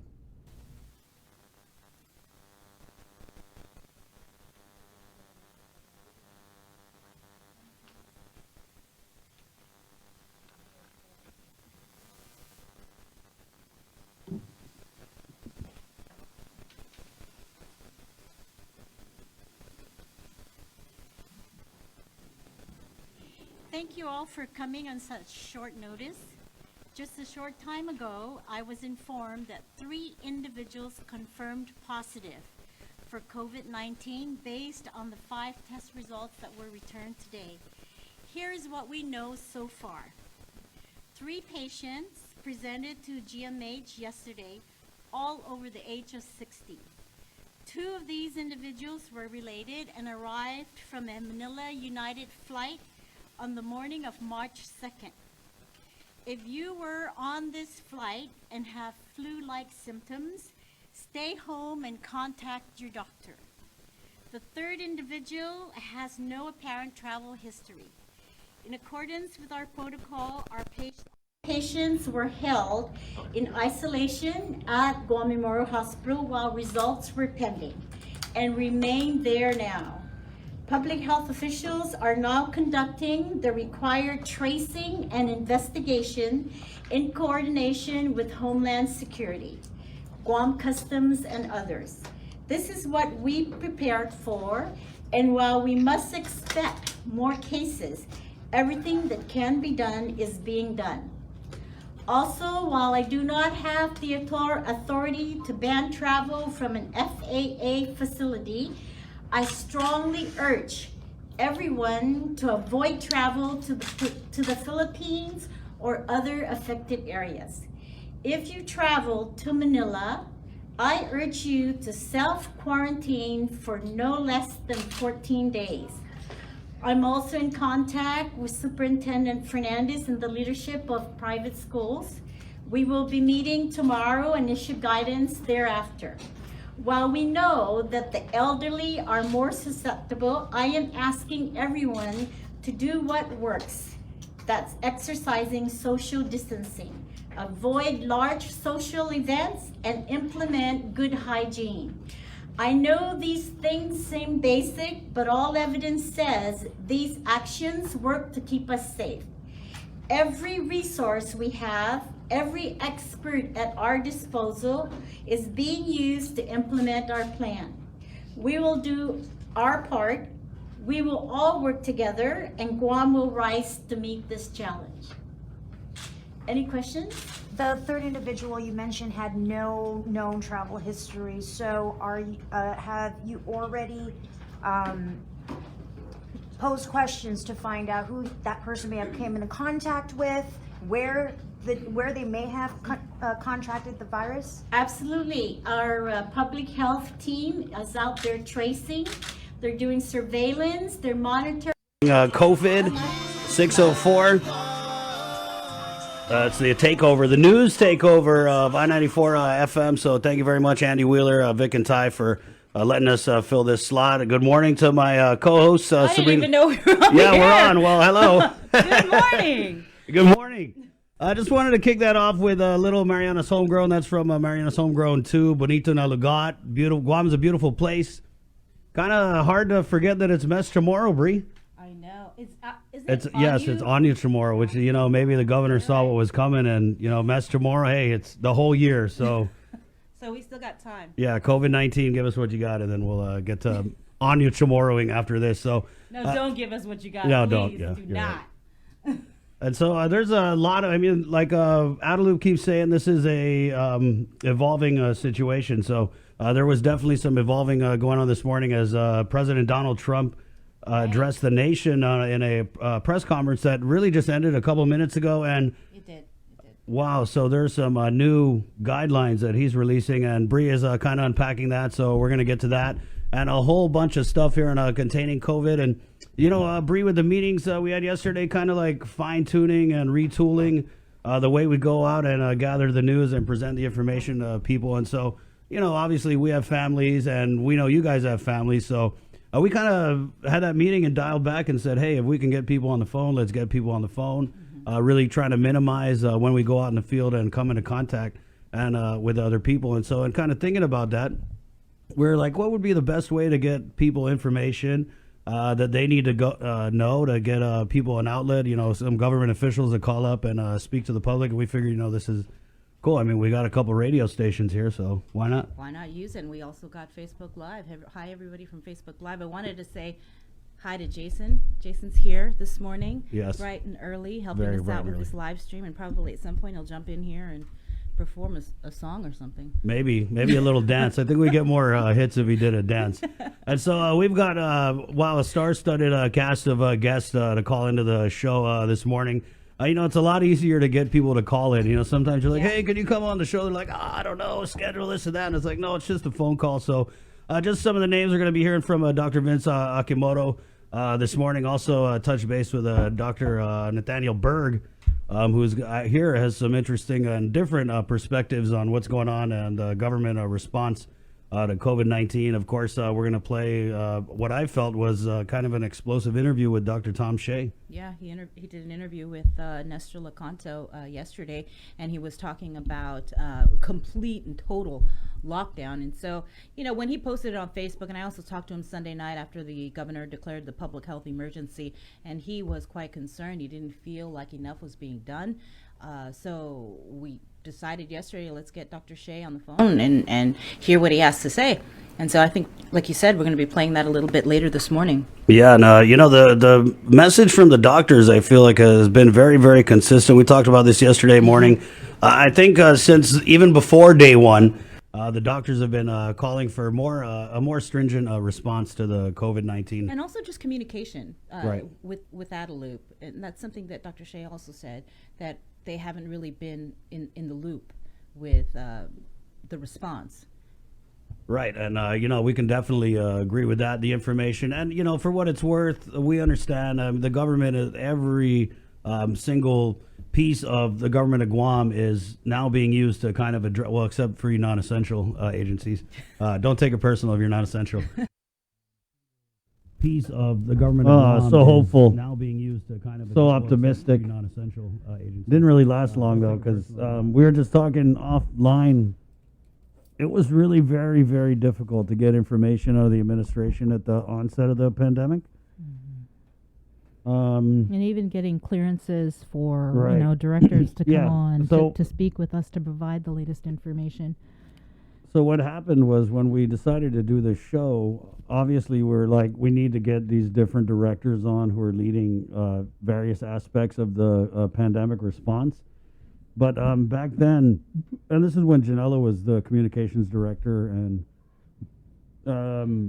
back then it was basically like, anytime I asked, like if I asked Lillian Posadas, hey, can you come on the link or containing COVID? We had to run everything through Adeloop. Like we couldn't get even the lowliest deputy director to come on the show unless Adeloop like approved it. And so it was really challenging, and we just weren't getting information out, and it was a cluster mess. And so what ended up happening is someone in this studio had a, well, let's just call it a heart-to-heart, if you will, with the deputy, was he the deputy chief of staff at that time? The argument with the deputy was after they didn't. We were having press conferences, Right, and then it was like, oh, we're not going to give you guys video.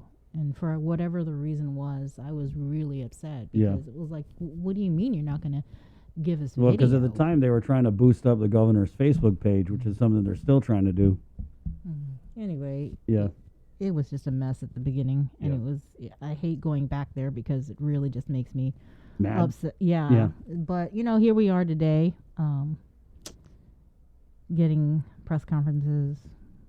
Not really getting press conferences, but since then, we went from 3 cases to today, where we are at 7,768 officially reported cases of COVID, 133 deaths, 32 cases are active, and 7,603 recoveries. And that live stream, the one you saw of the governor when we were over at Civil Defense, that was the most viewed live stream that we've ever done. I mean, we've been doing this like a while online, but I remember I was looking at like the numbers and I was like, wow, I think there were over like 4,500 people at any given moment watching that, and like 65,000 people saw that live stream.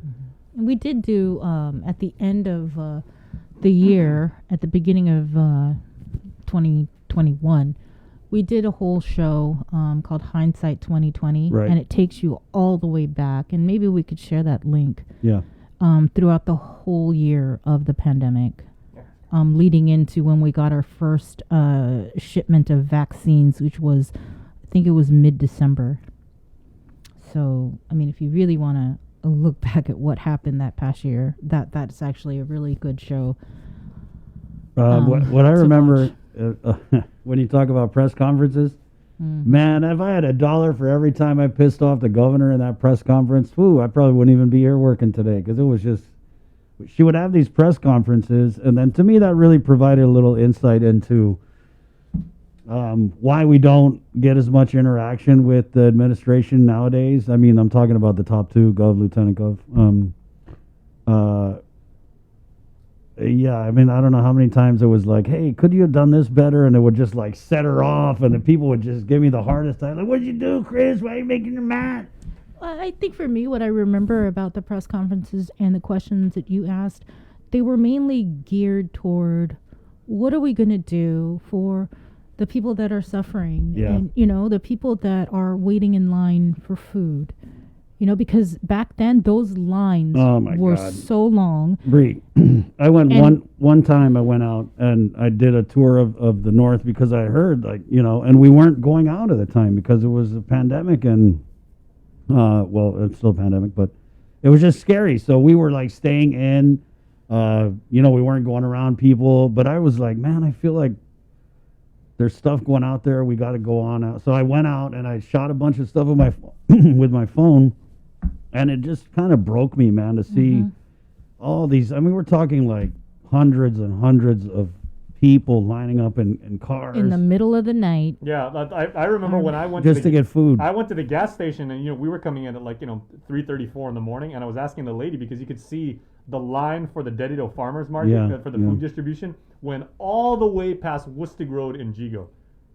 And that's like 4.5 or 5 miles right there, and people are lining up at 2 in the morning. Because we'd heard from the mayors a lot, like, oh yeah, a lot of people are. But when I saw it firsthand, that really kind of just I was just like, man, who is sticking up for these people? These, the so-called little people.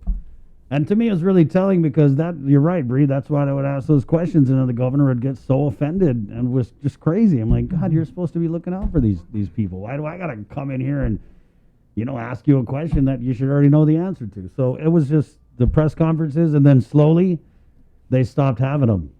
And I think it's probably because Lou doesn't like getting asked questions about, the kind of job she's doing. And here we are. There was Linda and Pinko DeNorsi. You remember the whole thing with the forgery of her signature? Oh, the quarantine. The quarantine of Pacific Star. There was just so many things that happened during There this. was the muting of the media. The muting of the media. Remember that? I mean, they really evolved from muting the media. Now they just don't engage as much. You know what I mean? Like, how could we? And the dear, what is it? The business, that letter. Yeah, the governor was like falling for these like anonymous letters that were copy pasted from like the states. Adriana asked about that. Oh my goodness, Adriana was fierce too when she was asking questions. Oh yeah. And it's not even the about response with the. We even had the wand. Remember the wand? Right. Yeah. The governor had said during the pandemic that all you guys, I'm paraphrasing, but not even a lot. She was like, "You guys are so stupid. You think we could just wave a wand and know the problems are going to go away?" Like, first of all, where's my wand? We had the. Wait, is it here? The diamond wand, and we had the other. Remember, what was it? It was a diamond wand because I bedazzled it. I bedazzled one, but yeah, she held that press conference, and Adriana had asked her about that letter that was written about, dear business, something from a dear business owner or something like that. It was to the governor. And then the governor had responded the following day, kind of like I said, waving of my wand, and I could erase the problems or whatever. But yeah, this whole year has just been so difficult. I remember when we actually, it hit really close to home when we had our first positive case here at KUAM. Which was Adriana. Yeah, which was Adriana, and that one hurt really bad because I wasn't sure, I was kind of upset with myself because I thought that we did put in safety protocols for everybody. We shifted from a face-to-face working environment to teleworking, and everybody was on a split shift with who could come in and who couldn't come in at the time. And now we're back to face-to-face and trying to get everybody vaccinated here at KUAM. But it has been a long year, personally and professionally. I know I haven't seen my parents. I haven't been able to travel to go back and see them in Vegas. So that's just a whole nother, frustration on my part. What about you, Jace? Well, I remember some of the touch points. We'll get to the senators momentarily. But some of the moments from last year that really stuck out because, as the online guy, all those different live streams we did of the governor's press conferences and of the stuff that we did and on this show, that interview that we did with Father Paul Gothigan, and it was 3 weeks after we began that show because, with Easter coming up, and then they said, Easter's basically not going to be celebrated at all because we really don't know what's happening. And then they put out the call that said, the church is asking as part of their ministry, if anybody in construction, if anyone has spare plywood at their house, could they please donate it because we have a bunch of priests who will be building caskets with the anticipation that GMH's morgue would be filled. I mean, it was just emotionally crushing story. And we've been doing this a long time, Bree. I've never had an experience where we would go through an entire newscast where every single story would just be mounting despair over and over and over. And I mean, it got really, really heavy that third week in particular. Also, one of the ones that when AdLoop had the press conference and when Dr. Felix Cabrera made his famous presentation and his slides about the projected number of infections and death. And these are just numbers that people here just would never be able to fathom. Well, look what we have. We got the there wand. It is, the famous wand. We still have it. Sorry, it took me a little while because there was a time where I looked at these a couple months ago. I was like, do I want to throw that away? Because it reminds me of a dark time when darkness fell upon the land and Queen Lou said, you guys are idiots. You think I'm just going to wave a magic wand and make everything better? God, stupid people. No, that's really what it was. I'm not even paraphrasing. It was insulting to our intelligence. And there was a lot of that was happening during the pandemic where they were just out of touch. Totally out of touch. Totally. That's another part of the pandemic was when we got the announcement about the Theodore Roosevelt. Yeah. Remember that? Mm-hmm. Oof. We got a lot of mileage out of these wands. Yeah. And what's cool is like everybody was paying attention because we're all locked down, being good little Chamorros and Guamanians and listening. We stayed home, so everybody paid attention. Everybody was watching those press conferences. And when we busted out these wands, everybody got it. And it was just kind of on a whim, right? We're just like, hey, let's go get a wand, Man. I wish you could though use a wand to let all our worries go away. Well, it depends. It seems like they use a wand when it's to do stuff for themselves, like get a raise or hire somebody or whatever. But this is the $661 million wand right here. That is it right there. How many times did you guys openly cry last year? I mean, on the air, I know you did. I think twice. it was like three times. There was a lot of times, Jay, though, I cried on the inside. Yeah, no, but I'm my parents' kid, and they always taught me to be like, try and keep your game face on, just, do what you have to do in your job and everything. But when I went home after week 2, and you remember our friends over at the... This is why the governor rolled her eyes at me last week, is because of this stuff like this one. No, remember at the end of week 2, during the pandemic, there was a tweet that got put out, and everybody was sharing it from our friends at the Guam Reef Hotel, and they had actually, illuminated certain... Right. And, I lived on Tumon Bay for 11 wonderful years. I still consider that my home, and the reef was lit up and it said hope. Right. They lit up, and that broke me. I mean, I went to pieces when that happened. All I thought when I saw that was like, damn, how long did it take them to figure out what room light to turn on to spell this thing out? I guess our minds work a little differently. All right, let's put our wands to use and no, I was still wondering there was a lot of stuff that happened during that pandemic. Man, remember that time we interviewed Crystal? Oh my God, that was fire. We should start playing even old. the Carlo Branch. Yeah, that was on the governor's superpowers. Right. Woo. I mean, there was just a lot. Remember, and we were the ones who were kind of like saying, like, does the governor really have these superpowers to just do all these super things? The Public Health Authority has the superpowers. Right, and then the Public Health Authority. She announced herself as the Public Health Authority. But in the law, I think it's like the Public Health Director or something. I remember there was this whole thing with Linda and Pinko DeNorsi and not just them forging her signature, but the effort to mute her about it. Remember that? Yeah. Remember the governor actually was like, oh no, her signature wasn't forged, but then Linda was like, oh yes it was. I didn't have anything to do with signing that. That was crazy. when you look back at a lot of the stuff that happened during this pandemic, now they're like, when they do their videos looking back, I'm like, what pandemic were you guys in? It sounds like you guys were in the Lou and Josh or the Second Coming of Jesus Christ pandemic, because that's not the pandemic I was in.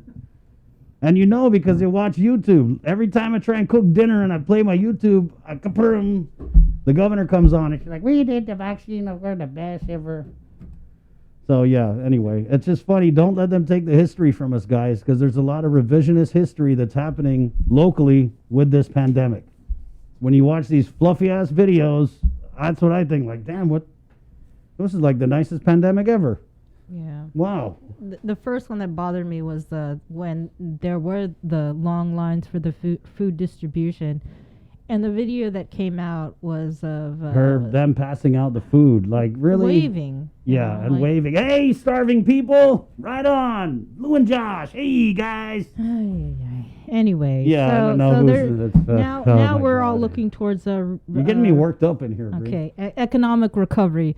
And so we have Senators James Moylan and Senator Chris Duenas. Right. They are they're on the governor's bad side. I'm going to read the tweet, guys. This is like that thing on, I don't forget what show where they read the mean tweets. She introduced not introduced. She also had a press release out on it. Right. So much for working together.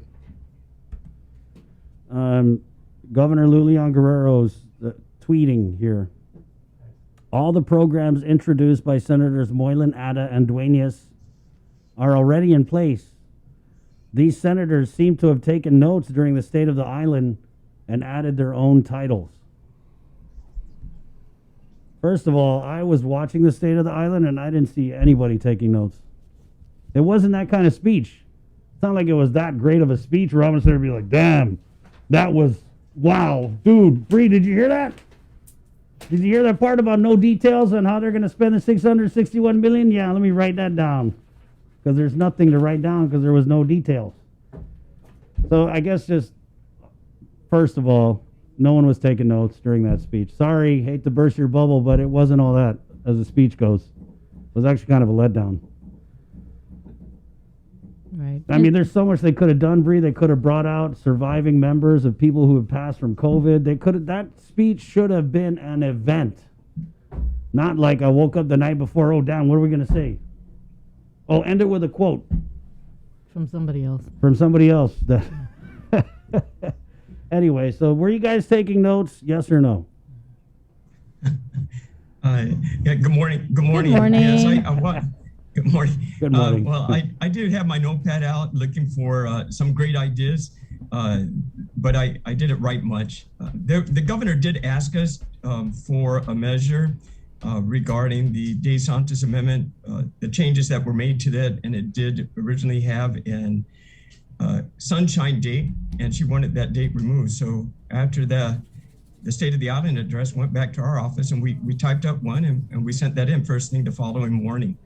But you're right, there was a need for the magic wand that night to show where exactly the $661 million was going to go to, and I didn't see that at all. And that's why the senators and we've been asking for the economic plan for months now. And now that the money is supposedly coming in here very soon in the next week or there shortly, what is going to be the primary usage of that? We understand that the governor has put out to subsidize the government shortfalls and to build a new hospital. But there's over $600 million available. I think there's a lot more that can do with that, that the governor can do with that, and we're open to working with the governor to work that out. And that's why we introduced these measures, because we identified some of the shortfalls that the Biden plan doesn't provide. These plans are unique and provide additional usage for many of our populations that the Biden plan was lacking. And hopefully we can get this on the floor. So there's 6 bills, right? Yeah, that's okay. Correct. Yes. Take us through just briefly on the 6 bills. Oh, okay. Sure. Well, the first one addresses the RISE Act. As you know, the governor let that lapse into law.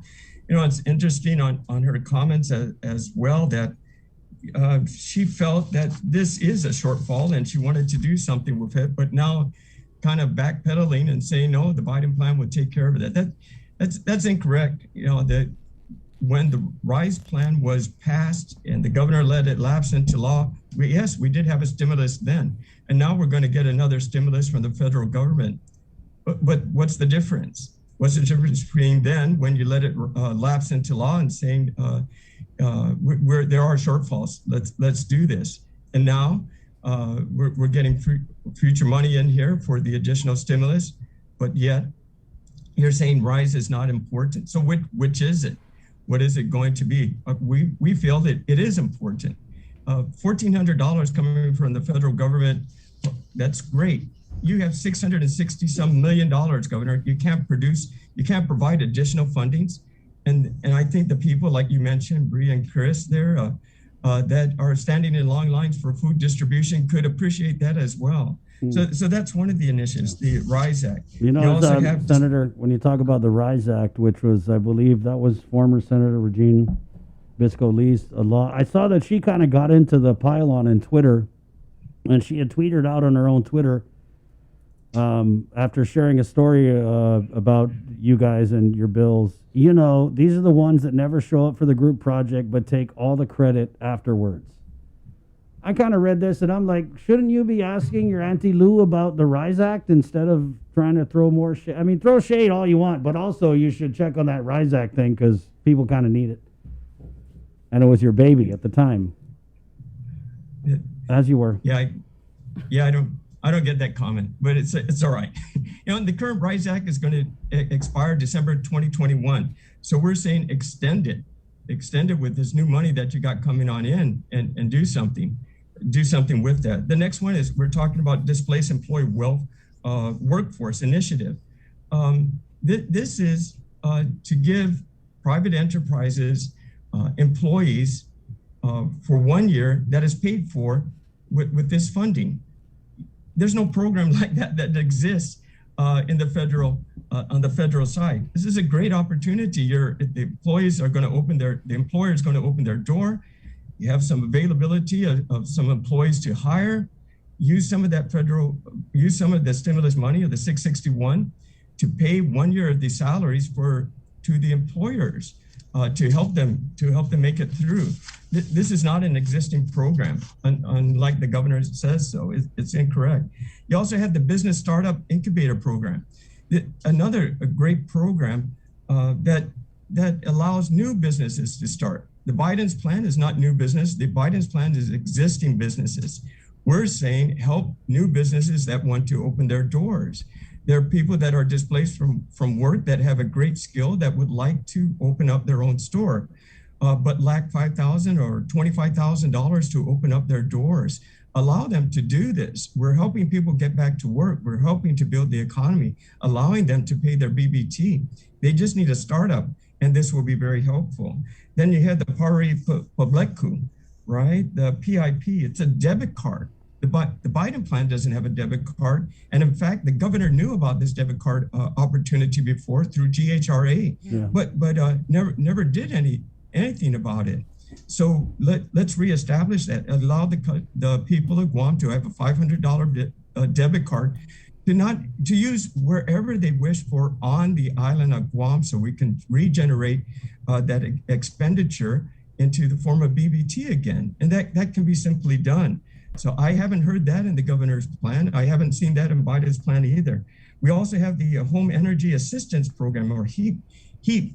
And this is an existing program that on the government side that is supposed to be giving money to those that are in need of paying their electrical bills, but never has. You know, the government doesn't do that. The government of Guam is using that money for other purposes instead of helping people with their electrical bills. So we basically duplicated one, but said make sure that part of this 661 million is used for the purpose of those that are having difficulty paying their electrical bills. And then the Akalanguma program, that's for your rental assistance. Again, we know that there is an existing one, but there's a lot of qualifications that are difficult to meet. So this one supplements that. identifying these qualifications that so more people can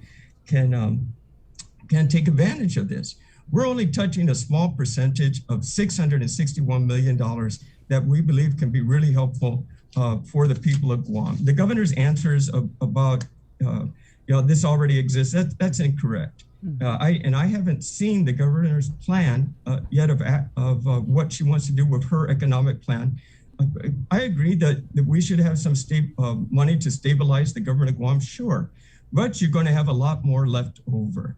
And instead of trying the magic wand, here's some great ideas that I think we can, Senator Chris Duenas and I and Senator Tony Atta will be happy to work with the governor and do that. Instead of just sitting around and talking about ideas, here are ideas that are already proposed. Now let's take it from there. Yeah. That's when the hard work is going to start. I wanted to ask, go ahead.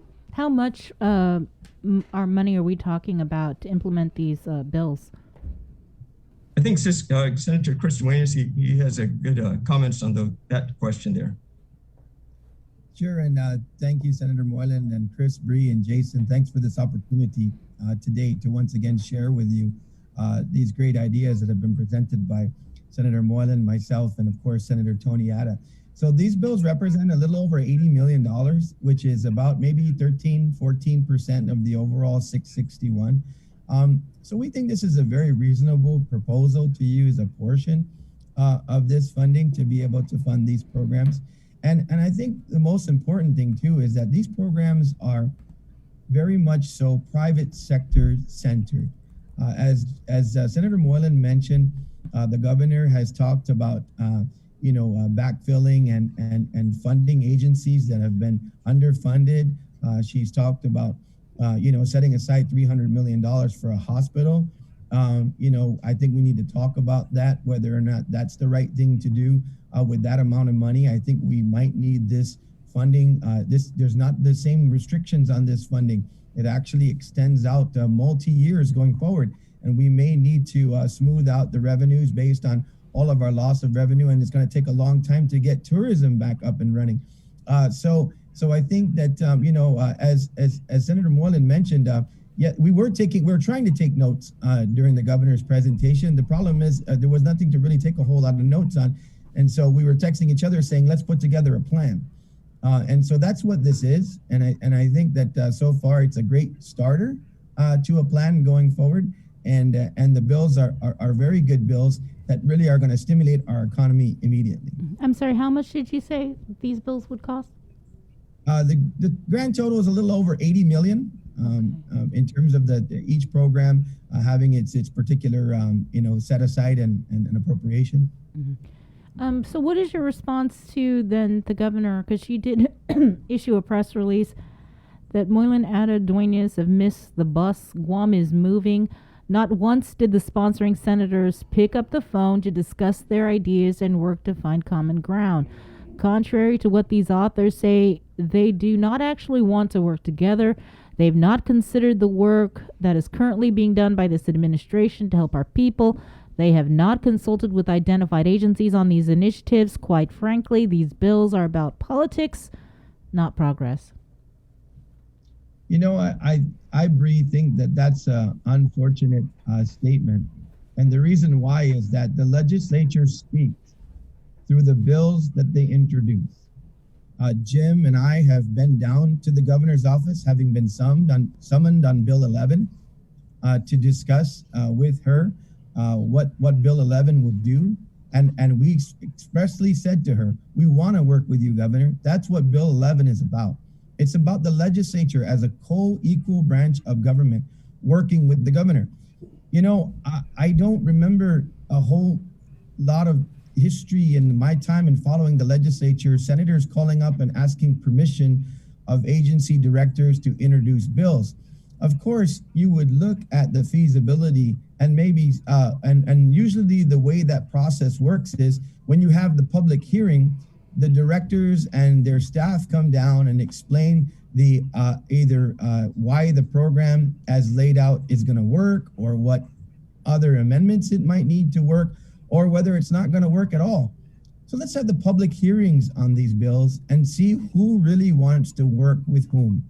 Because I can tell you right now, for myself, for Senator Moylan, for Senator Ada. I've never met a group of guys that are more aggressive about working together than these gentlemen. So I just think that's an unfortunate statement, and I hope the governor will take a different tone going forward so we can work together. Senator Moylan, what's your response to this? Her statement. Oh, yeah. What can I say, right? I think that Chris had a similar experience at the start of this pandemic, right? And that we can see is consistent with the governor when she makes this kind of statements. But like Senator Chris Duenas was saying, we do want to work together. Governor, if you want to call us into the office again, but I'm not going to take an hour lecture about why I shouldn't introduce a bill. I think you should seriously look at these measures, all 6 of them, maybe consider it as an executive order. Help expedite this process. These are great ideas that we're suggesting. We don't have to go through this whole thing for a public hearing and all that and vote on it. You can implement these ideas today. You identified that there are shortfalls. What are you going to do about it? I don't even need to comment on that kind of a statement. It's just wrong. But in the meantime, here's action that we have implemented, and really believe is the right thing to do. We want to get Guam moving again. Sure, and it's going to take hard work from the directors, and they're well skilled in this now. They got great ideas on how to put these programs together. They can do it once again. And so I trust in them, and with all the applause that we got from at the State of the Island address from her cabinet members that came on in, they all agreed they're doing a great job, and so be it. Congratulations. Now let's move forward. The war is not over yet. We had to just regroup and see what we're going to get. We have new ammunition in from the federal government that we can help fight COVID, our health, to improve our health, and importantly also is to help improve the economic growth of the island. These are 6 initiatives that would do that. Show me your plan, Governor, and maybe I'll be happy to work this together. I haven't seen it. I just have to say that we had the governor on last week, and I had asked her all about this. I said, "Hey, how involved do you think the senator should be?" And she was like, "Yeah, after we do all of our ideas and everything, then we'll send it to them. If they have anything to add, then that's fine." And I think that's how the governor wants to work together. She doesn't want to work together with you guys introducing bills because well, that's just not how she wants to. But I think that it's kind of like this. Oh, yeah, I don't want to work together with that. I mean, how dismissive is that to just chuck you guys' ideas and your 6 bills and to kind of go petty on it? That's what I don't like about it. I don't like this whole petty baloney where they're going to tweet out like, "Oh, you guys are taking all the credit," or, "Oh, yeah, we already stole our ideas from the speech." Like, God, donuts. This is not middle school. Chris and Bree. Dude, come on. This whole pettiness has just got to stop already. It's ridiculous. It was petty in the pandemic, petty after the pandemic. Like, really, what is it? The people want you guys to work together. I mean, if the governor doesn't like your bill or whoever's bill, then, I mean, say why. Let it go through the process. It's not a dictatorship. We have 15 senators who are free to debate and introduce measures and get them passed, and that's just how our government works, I'm sorry, guys. It's freaking annoying. Honestly, it is. I don't understand why we just can't work together. I mean, Chris and Bree, I had a colleague on the other side of the aisle during the 32nd Guam legislature in a similar situation where bills were introduced to appropriate funds on a windfall from the government, from the federal government. And that colleague of mine said, "Cut the politics and cut the checks." So now I ask the governor, if these programs are really truly in place and we are simply cutting and pasting funding, then cut the politics and cut the checks. You can do this today. The other issue is, it's a kind of unfortunate. I really have a lot of respect for Senator Lee, and I think she did some good things during her 2 terms. But to say that we're piling on a program that the governor allowed to lapse into law, did not sign her bill, allowed to lapse into law, and now says she doesn't want to implement. then maybe Senator Lee should work with other Democrat colleagues and the governor now to send a bill to us to repeal the law. Because that's the only way you don't implement the law is you repeal it. And Senator Moylan and Senator Ada and myself, we still want to give that money to the people.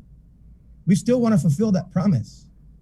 But if there's an unwillingness to fulfill that promise, just like the governor asked us to introduce a bill to permanentize the tax cuts, we did it the next morning. Send us the bill to repeal and we'll give it to Rule so they can introduce it, because that's the only way you don't fulfill a mandate that you allowed to lapse into law. I beg to differ, Senator Duenas, because I believe there was a law passed that gave $10 million to the Guam Memorial Hospital, but they chose that they didn't want to follow that law either. So it's clear that the governor chooses what law she wants to follow, and the AG just conveniently steps out of the way and allows it to happen. It kind of seems like that's a situation where the AG would maybe get involved and be like, hey, this is a law, like, you got to follow the law. Not like you get to pick and choose what laws you want to follow. I mean, it's just kind of, what if we all decided one day, I'm not going to follow this law anymore, speed limit, no, I'm good. Yeah, Chris, I think that, Speaker Talai is still not happy with what happened with that. That was her initiative. But the thing is, we don't follow the law until we get a lawsuit. Then we have to pay that money back with interest. You can't have a law on the books that says you're going to provide a stimulus check to our people and not pay it. You can't do that. Well, it's being done. If you don't want to do it, you have to repeal the law. All right, and if I can just add on that RISE Act, what our bill also does is increase the payment. The RISE Act, the law right now in the book says $800 for individuals and $1,000 for family. This proposal says increase it to $1,600 per individual and $2,000 per family. We recognize that we had the $660 million coming in. The governor's only identified so far wanting to stabilize the government and only put $30 million or so into building a new hospital, which, by the way, where's the plan for building this new hospital? How do you come up with that amount of money without giving us the plan? I don't know. First, you had to put a plan, but I understand from our plans that we've seen, it's going to cost a lot more than $300 and some million, probably even double that. So what's going to happen? Are we going to do a bond for the original money? Where is that other money going to come from? Again, no plan. But going back to the original law, the RISE Act, this can be implemented. It was lapsed into law. It hasn't done so now, but we're saying increase the amount of distribution to the people so it can get back into the hands of the community to help these people in long lines, to help regenerate the BBT and get the money back that way by circulating it in the economy. And also extending it, because this RISE Act is going to end December 2021. So extend it further, also part of the bill. I think the governor's probably upset about bringing attention to this RISE Act, because just like the $10 million that she doesn't want to go to the hospital, likewise, she probably doesn't want the RISE Act that in law to be given to the people either. But we're bringing attention to it. We think it's really important, and it should be given to the people of Guam. You're right, Senator, because we actually had the governor on last week, and we asked specifically about the RISE Act, and instead of answering about the RISE Act, she said, oh, you guys are getting $1,400 stimulus from Joe Biden and $1,400 per dependent. So the train of thought in my mind seems to be that the governor is going to sit on top of that $661 million the way she did with $118 million for the CARES Act. People are going to be crying about quicker implementation and the use of their funds, just like they did during the CARES Act. Remember when we had the money, but there was no program, there were no programs in place, and the media kept saying, what's the local solution? What are we going to do locally? Well, we finally do something locally with the RISE Act, and then we just throw it in the barbecue pit and let it burn. So that was her answer when we asked about the RISE Act, is she basically said, oh, you guys are getting $1,400, you should be good already. Right, and these are local programs that we're talking about, the Pari Pobleco, and also the Akanina-Guma. I'm sorry. Akanina-Guma. You got to work on that before you come on the show, Senator. Right. Yeah, I did it 5 times, but I got tongue twisted there. Sorry. I mean, it is Master Moro. Yeah. Okay. Yeah. Senator Chris Duenas got that right down. He's got it down good. I attempted, but these are local programs. Exactly right, Chris. We learn from what we did with the CARES Relief Fund in our first round with the stimulus. We saw where the shortfalls were. We can see it, and that's what I thought we were supposed to hear from the governor's plan that the state and the islands addressed, but it wasn't there. We weren't able to take the notes, really, to get things done. Now that, Governor, you have an opportunity to work with the legislature, the second co-equal branch of government that represents the people of Guam. You're telling us to throw our stuff away. I don't think so. That's not going to happen. We're going to push these bills forward because we really want the money to go into the hands of the people. Yes, it's important to stabilize some of our government operations, but it's also important that we shouldn't be hiring additional directors or getting these contracts for that we don't even know where they're going because you vetoed Bill 11, which I think we should go for the override. Senator Chris join us there on our session coming up, because we don't see the transparency that the governor is speaking about. Many of us across the aisle as well wish Bill 11 would have came across, would have gotten signed, and that I think would have been the best thing to help support the governor. But unfortunately, Chris, Barnett, we're going to need more of your magic wand opportunity here because we need some fairy dust to happen. You took that from me. That's going to be my closing. Yeah. Right. So these 6 are just the beginning. I was reading on the release of other initiatives that you guys plan to proffer. And then you're going to be following that through with some village town meetings. When are you going to do that? And when are we going to start seeing you guys hit the road? Sure. This week, the senators and I will be looking at doing some Facebook videos to educate the public more about these bills. That's a start. Then we're making our appointments with the villages to come on down to explain them as well. Hopefully some of these can be on Zoom too, so maybe more people get involved. But it's the start. We don't want to let this die. And more bills are coming down the pipeline too. We also addressing that the $660 million coming on in should be placed in a separate fund. It's so difficult for OPA to try to find out where this money is going from the $118 million. Imagine $660 million. How are we going to track this unless you have it in a separate fund so we can see the detail of these checks are cashed to here, to who, and so forth like that, right? That's the checks and balances that the people of Guam need to see. And if the governor disagrees with that, that's to me, that's really poor and should not be. So that's one coming down the pipeline too. And there will be more to follow. We did have a question from one of our online viewers asking whether or not the governor's economic recovery task force has reached out to senators. Is that, you aware of that's transpired? No, they only. Good, Jim. Oh, okay. I was able to attend one. That was 2 months ago, and since then I haven't heard squat about it.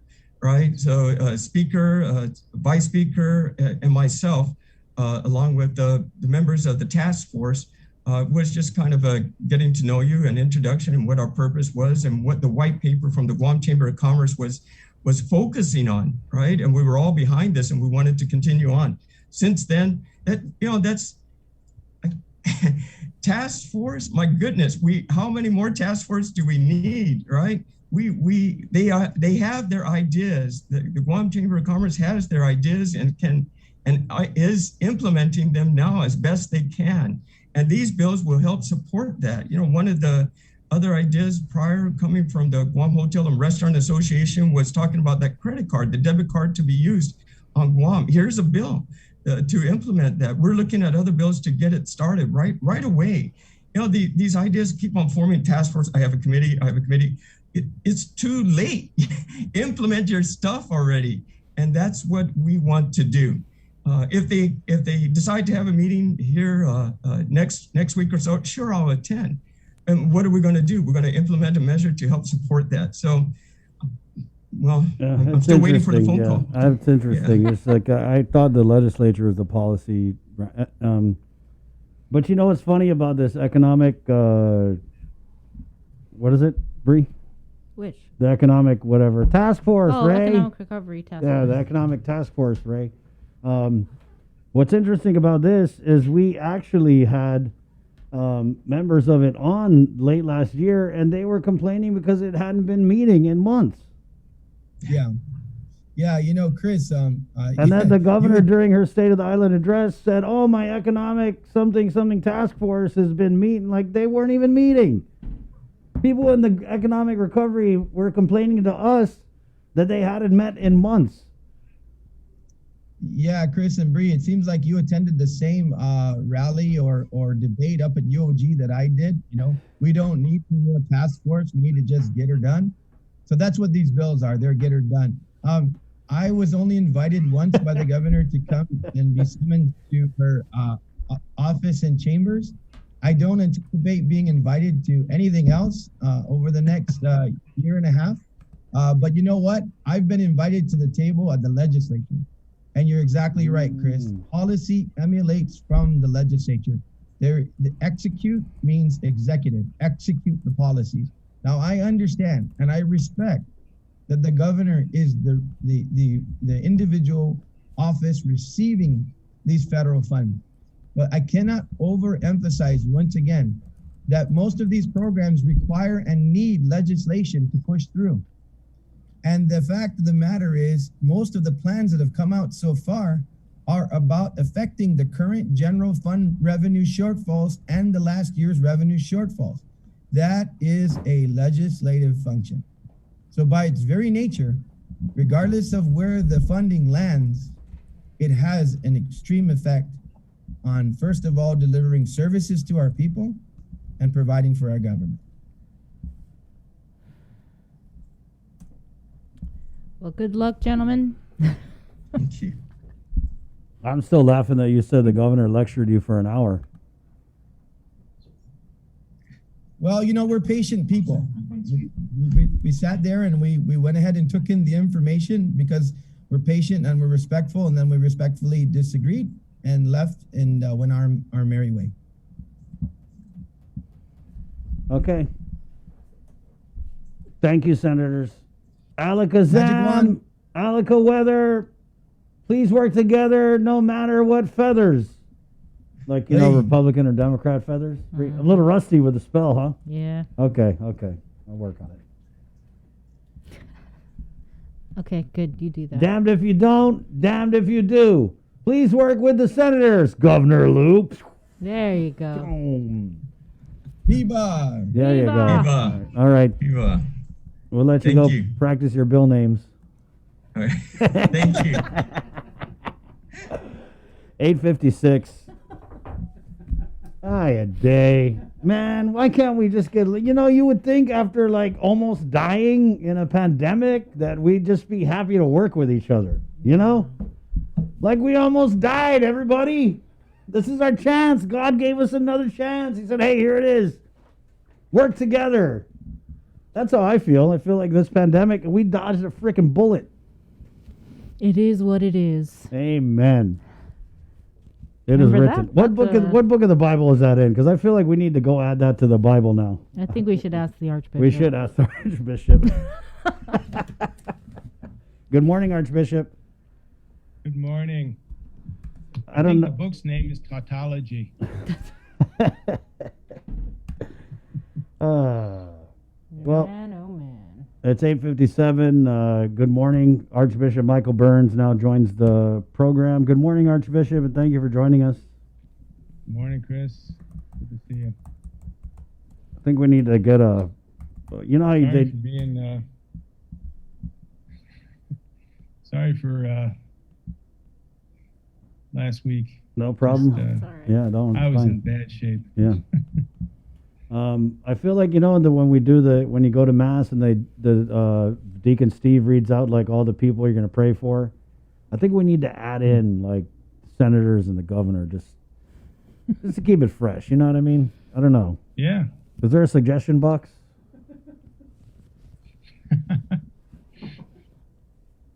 It's definitely. Yeah, we've been kind of a little stale. Our petitions are pretty just by rote right now. So I will try to get them to diversify. There you go. Well, we wanted to get you in because you guys had come out with a release about this Johnson & Johnson vaccine, Archbishop. So we'll go ahead and start there. Okay. If you could maybe just go into a little more detail about what you meant when you said that the Johnson & Johnson vaccine was morally unacceptable. Morally, basically. yeah, basically. Or morally acceptable were the Pfizer and Moderna. Right. And so it's it's relevant, relative. So yeah, I my expertise in theology was not moral theology, it was biblical theology. And so fortunately we have a number of bishops who had their doctorates in moral theology. So one of the things about moral theology is there are different levels of moral acceptability and unacceptability. So the Pfizer and Moderna vaccines that we those are the two that are prominent here in Guam at this point. And so the Pfizer and Moderna cell lines there is like the substrate for building these vaccines derived from a cell line that was the product of it was like the substrate of a cell line to where they could build this vaccine. Those two cell lines go back several decades. And time is not the only question about the relative level of cooperation, moral cooperation. But the point is that the Johnson & Johnson vaccine was the Pfizer and Moderna was, like I say, it was the substrate for building a vaccine. The Johnson & Johnson vaccine was developed and tested and is produced with the abortion-derived cell lines, which is to say we're talking about material cooperation. And so it's just their connection with Johnson & Johnson's connection to the original abortion-derived cell line is much closer. And so the Congregation for Doctrine of the Faith has a way of dealing with this. That is, just to say that it is morally acceptable to receive, first of all, it's morally acceptable to receive the COVID-19 vaccines that have, and all the ones that we have some connection with aborted tissue. Or the tissues that come out of an abortion. So none of these have formal cooperation. It wasn't like they said, okay, we're going to have, a lady get an abortion, and so we can get a vaccine. That's not part of that's not even part of the conversation. So,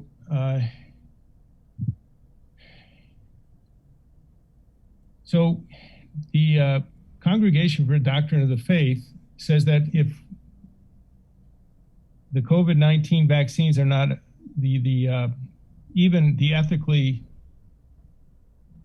irreproachable COVID-19 vaccines aren't available, then we would want to have this Johnson & Johnson that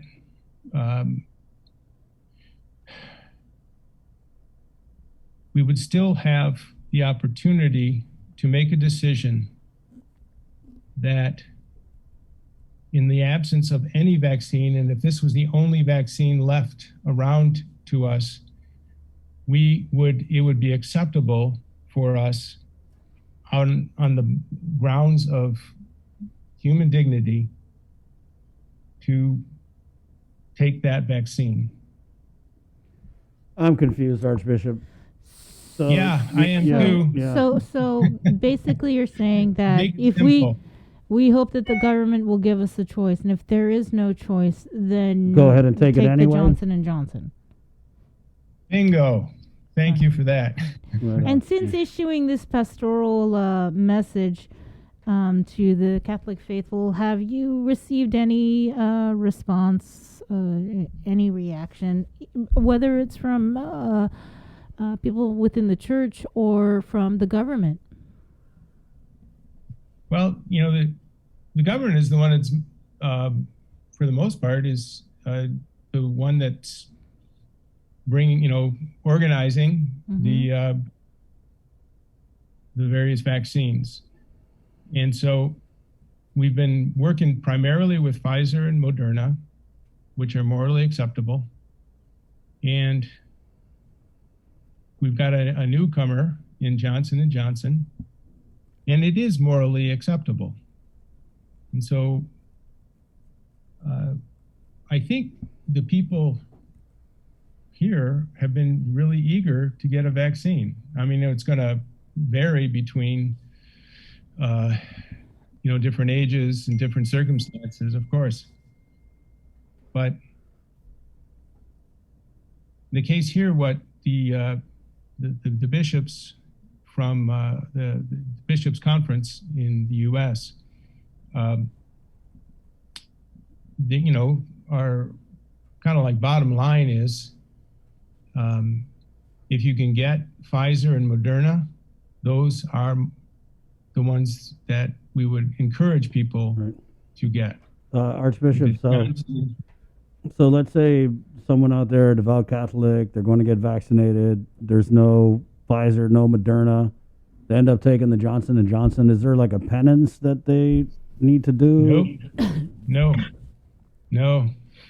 I'm asking that honestly. I'm just checking. It's just, again, these are issues of also of Catholic social teaching. And the primary pillar is human dignity. And so the loss of life is the greatest indignity to humans. And we don't want to leave people just saying, I don't have a choice. No, you have a choice. You can take the Johnson & Johnson if you can't get the others. But just again, to clarify, is the Johnson & Johnson vaccine morally acceptable? Yes, it is morally acceptable. Okay, just as Pfizer and Moderna are morally acceptable. Correct, yeah. So at the time that you issued the pastoral message, it didn't seem like it was, because it says, please note that my guidance as to the moral acceptability of the vaccines refers specifically to Pfizer and Moderna that are currently being used on island. Yes. So is it a so 180? now Johnson & Johnson is morally acceptable? In the circumstances, yes. Okay. But if you have the option, it's preferred that you take the Moderna and Pfizer. But if you don't, go ahead and take the Johnson & Johnson. The Johnson & Johnson. Okay. Okay. Can we talk They about... use a lot of fancy words. Yeah. Yeah. Where's that coming from? I'm getting an echo of myself. Where's that coming from? I'm getting an echo of myself. Oh, is that Lillian, somebody? Archbishop, what about Palm Sunday? So I heard BYOP, bring your own palms. Bring your own palms. Well, if I was in Detroit, that would be a big problem. We don't have palm trees in Michigan. I think there are a few extra palm trees around here that people could find palms. Yeah. And then Easter. So obviously we didn't have Easter. Well, we didn't have Easter in the traditional sense last year. What is it looking like for this year? You know, the climb up the mountain, all that stuff. Is any of that in place for this Lenten season? That seems to me to be a kind of like an island-wide thing. It's kind of like a happening from my point of view, right? Yeah. If you remember what happenings were back in the 60s. Maybe you weren't born then, but yeah, and I don't, so I have no idea really what folks are going to be doing going up the mountain. Well, I wanted to ask you because I've been up there. Right. It's really pretty cool. Yeah. I wanted to ask you because today does mark 1 year since the pandemic hit Guam. Yeah. And, you know, the church, you know, has been hit hard just like everybody else. And we did lose, what's his name? From Odat Chalanpago. Do you remember his name, Chris? Yes. Father. He was the founder of Catholic Social Services, and I can't believe I can't remember his name. Father David Kitigwa. What? Father David Kitigwa. Kitigwa, yeah, Father David Monsignor Kitigwa. Yeah, Monsignor Kitigwa. So I just wanted to get you to speak about, you know, reflecting on this past year. Yeah. Yeah. I just watched the special address for the second time. So it was exactly a year ago that Ms. Leon Guerrero, or Magahaga, announced what we're up against. One of the things that I tried to do right from the beginning, especially when we were starting this, we got the wisdom that, face masks, I'm pulling mine up, are important, but they're a pain at the same time. So what I tried to promote was wearing your mask is an act of charity. And as Christians, we're bound to charity, that we want the best for each person, no matter who they are. Every human being is precious to us. And so we tried in the church to do our best to keep people safe, to sanitize, to wash your hands a lot, all these things that we in staying isolated, and it's one of the things that the church is able to do is we touch real people, at least on a weekly, if not daily time. And that's one of the power of the church. When we say, what's the tone of the people? Well, we know these people. Maybe not, always individually, but we know these people and we know what makes them tick, makes them want, one of the things I often marvel at is why do people keep coming on a perfectly good Sunday morning? Why do they keep coming? Well, there's something important, right? There's something that drives people of faith. And so when it came to, the masses, there was a while there we were doing masses where people would drive up to receive communion. It was a bother. But folks were willing to put up with it because it was that important. So I think we tried to, and I think we did actually make a kind of partnership with our church leadership and our secular leadership in the government of Guam. We've stayed in close connection with the Department of Health. We actually have a kind of informal liaison in Ms. Kathy Castro, who has just been a tremendous asset for both I think for public health, but especially for the church, for her to give us the wisdom, or to be the conduit to the various things that needed to happen in the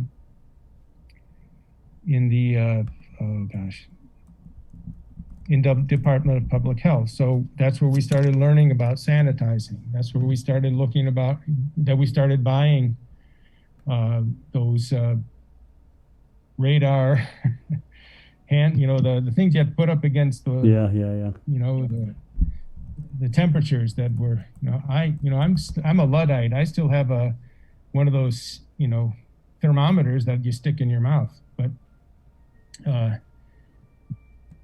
so we started investing in those, and a big part of the reason was we wanted our people to be safe. And I remember even having a conversation with the governor and saying, Governor, we really work hard at this. And she said, I've been to 4 of the parishes, and you guys really do it well. Why? Because we want to have the Mass. We want to have the Eucharist. And, in the grace and providence of God, we've been able to do it. So I think it's also for us in the church, we've become closer to one another because we had to work together. And so I'll be grateful for the day that we don't have to wear masks, but there's something about it that still resonates to me, that we're not out of this completely. And honestly, one of the things I found is that I didn't get a cold this last year. Nobody did. They only got COVID. Right, I know. Either that or nothing, right? Right, yeah. Oh, God, help us. Yeah. Well, ask him now to help us. I have been asking him to help us every single day. Thank you for that, Archbishop. And thank you for coming on to kind of clarify the Johnson & Johnson vaccine. It's always an honor to get you on the show. We should do it more often. So keep us posted and shoot me a text if there's anything else you want to get out about any of the, Easter, anything you guys are doing with the church. Well, since we do have you on here, I wanted to get your reaction to the partial settlement on the ACLU lawsuit. I'm not prepared to talk about that one. Oh, okay. So, yeah. Sorry. That's okay. All right. Thought I'd give you the opportunity. Yeah. Thank you, Archbishop. You're welcome, Chris. We'll see you. Okay. All right, guys. Thanks. Archbishop Michael Burns, 9:17. We'll take a quick break. Lillian Posadas, the Guam Memorial Hospital, is coming up next right here on the link. Join Only one company on Guam provides every solar energy solution under one roof. Micronesia Renewable Energy. You want solar only? They got that. You want solar with batteries? They got that too. You want outright purchase or lease purchase? It's up to you. Does your solar system need a tune-up? That's what they do. For solar energy solutions from A to Z, you can count on MRE. Give them a call at 632-2613 for a free consultation. MRE, providing real solar solutions built by real solar experts. Catch a wave of fish and seafood available throughout the Lenten season at King's Restaurant. The Lent menu has a tsunami of all your favorites like deep fried parrotfish, fried calamari, and the Lent sampler. All are sure to be a splash hit. It's the Lent menu at King's. GU Self-Storage, conveniently located near the Harmon McDonald's. We offer affordable rates, online payments, and auto bill pay for your convenience. Plus gate access daily from 6 a.m. to 9 p.m. Call us today at 648-7867 for more information. Hothaday, does your child have a hearing loss? We are parents of deaf and hard of hearing children and volunteers with Guam's Positive Parents Together, and we are here for you. We know how you feel and have walked in your shoes. We want to help you navigate your way through our educational and medical systems, and most especially, your emotional journey. Please visit us at www.guamparents.org for more information. Get the job done the right way by getting the right stuff at East West Rental Center. With years of experience helping builders, we definitely got what you need. Call 646-1463 or visit us in Upper Tumon. Open Monday to Saturday from 7 a.m. to 5 p.m. and on Sundays from 8 a.m. to 5 p.m. KUAM Communications salutes women small business entrepreneurs during Women's History Month with a special community feature, Women Driven. Every Monday in March, tune into KUAM News Primetime for a showcase of women entrepreneurs working in our community and the businesses they own and operate. Also catch the daily women-driven profiles, flooding the digital media platforms of KUAM News for professional features on many of these hardworking women. Celebrate Women's History Month with Women Driven on the multi-platforms of KUAM, presented by Cars Plus and Bank of Guam.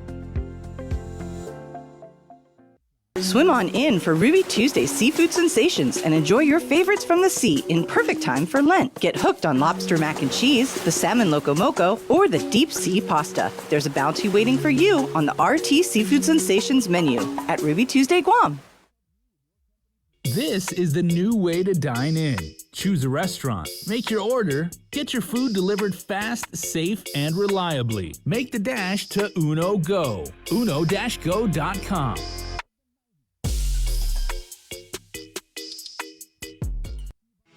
The relationship between Guam and Manila, Philippines is undeniable as we share similar cultural traditions, history, and heritage, with generations of Filipinos calling Guam home. KUAM presents a monthly look at the capital city featuring in-depth and engaging interviews on everything from medical tourism to new business and government leaders. Veteran newscaster Nestor Lecanto delivers Beyond Our Borders. This special program is brought to you by the Bank of Guam and KFC.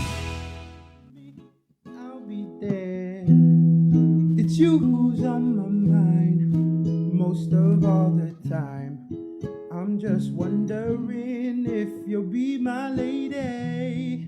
If you can only see that we were meant to be. I swear that in my heart you're the girl from my dreams. Hey, you're the girl from my dreams. You're the girl from my dreams.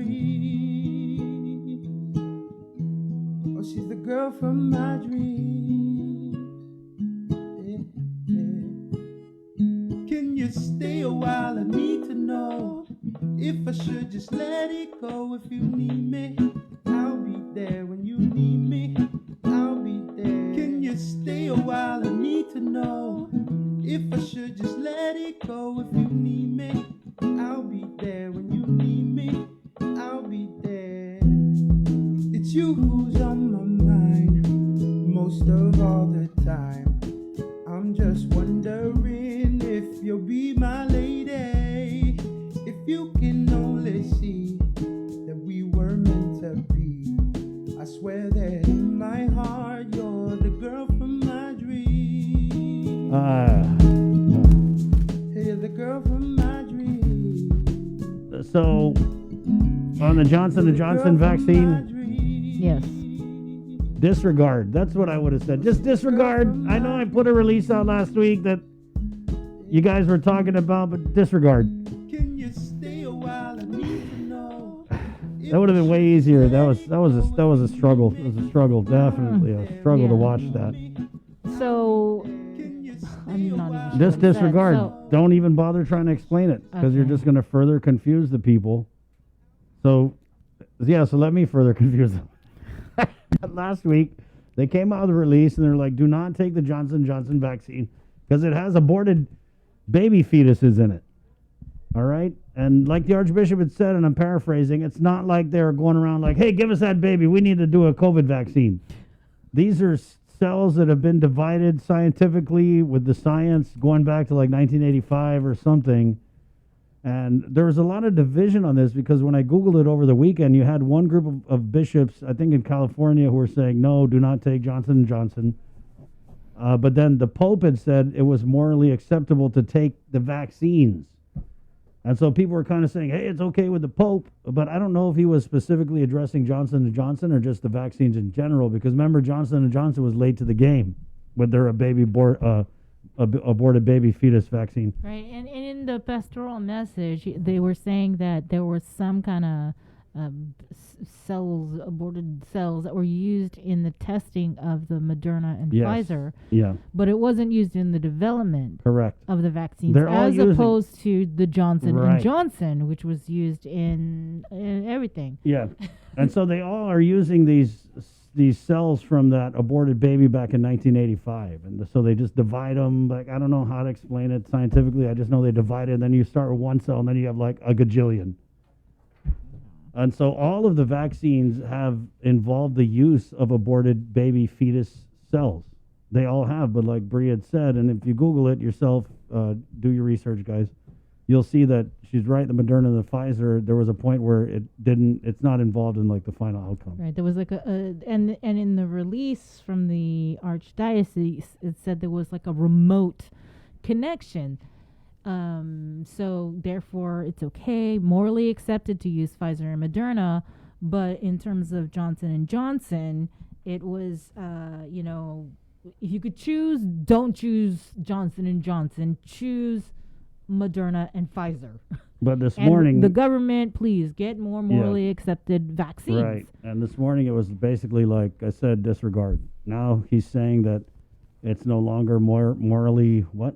Yeah. Morally accepted. It is morally It accepted. is morally Yeah. accepted. It's no longer morally unacceptable. And Right. if you don't have a choice and you take the Johnson & Johnson vaccine, then you're okay. Yeah. Yeah.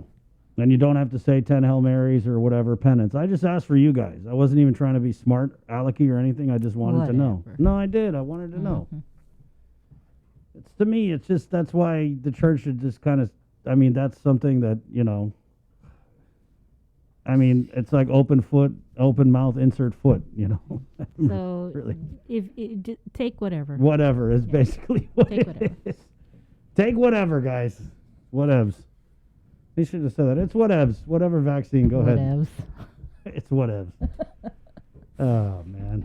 Well, Lillian Posadas, hospital administrator. Hi, Lillian. Hi. Hi. Good morning to you two. How you doing over there, sunshine? I'm doing good. Thank you. Doing great. You look. How are you all? You look marvelous. Thank you. It's the hair. And things have slowed down quite significantly. Right, yeah. Over at GMH. And Yeah. On our census, for a while, we were at 1. We were also at 3 and at 4. This morning, it's creeping up to 5. We are at 5 this morning. Fortunately, none of them require ICU level of care. They are on a telemetry monitoring system. So, they are at that level of care where they need to be monitored with their heart condition, heart rate, heart rhythm. So they're closely monitored. 5. Is that from the weekend? Because I think there was several cases. Was it Saturday? Right. Saturday night or? I think even Friday there were 4 positives that public health reported, and one of them was seen in the emergency room and admitted, and then a couple of others were seen again, and several others were seen, and there were some that were positive. 1 or 2 got admitted, needed to be admitted in the telemetry. Lillian, We are at 5. We're at 5, right? So I know that we haven't got the variant tests back from CDC, but I mean, just in kind of looking at the condition of these patients, is it anything different from the level of sickness that we saw in the second surge? I mean, I know it's nowhere near the numbers, but I'm just like, how sick are these patients who are getting admitted? Well, some of them are still, with the respiratory conditions, their oxygen level, but it's not as bad to the point where they need to be on ventilator support. They are on, some of them are even just on room air. Some are on the high flow nasal cannula, oxygen. And so, fortunately, and like I said again, we just pray hard that they don't get to the point where their respiratory symptoms will be compromised to the point where they will need ventilator support. So for now, they are pretty stable. We played a clip of a press conference from 1 year ago, and you were there. Linda and Pinko Donorsi was there. Tell us about, your reflections when you think back 1 year ago today. That press conference was held, and the governor had announced our first 3 positive cases of COVID. Yes. Oh gosh, that was really quite a high anxiety level because there was so much uncertainty. We didn't really have much of any clinical or scientific data to go, to guide us with how we are to provide the care and how we are to deal with these individuals when they come into the hospital, other than just making sure that we wear the protective personal equipment and exercise as much as possible, whatever infection control precautions that we could. It was just a lot of anxiety and a lot of, concern and, worry for the people, for our caretaker, our staff, the training that we needed to make sure we had in place, because we were all pretty much, it was kind of like in the dark, although, we just knew a little bit in terms of infection prevention. Just wearing the mask, wearing the gloves, and just really all the PPE gear. And, at that time, we were still also not fully equipped with all the PPEs. We had some, but, we were concerned that we may not have enough for everybody. And at the same time, we were still struggling with space. Where are we going to continue? If the numbers continue to rise, where are we going to place these individuals and keep them contained? So there was a lot of, uncertainty, but we learned. We learned throughout the year how to handle these, and we learned throughout the year that, okay, we don't have to be so anxious. We got through this. Our staff, all the employees, all the doctors, everybody, even the guards and the housekeepers, they rose to the challenge, and they faced this, epic battle courageously. So just reflecting upon how our staff did, my hat's off to them for their courage and their bravery to write this battle with us.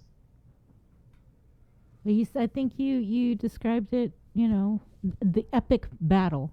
It certainly was epic. What was it though for you throughout this past year, I think, that really, hit you hardest, that made your heart sink, because there was quite a few moments for me here at KUAM, but for you, what was it, I guess, that hit you the hardest? The hardest was when we lose the patient. We try so hard. Our doctors, our nurses, they did everything that they possibly could.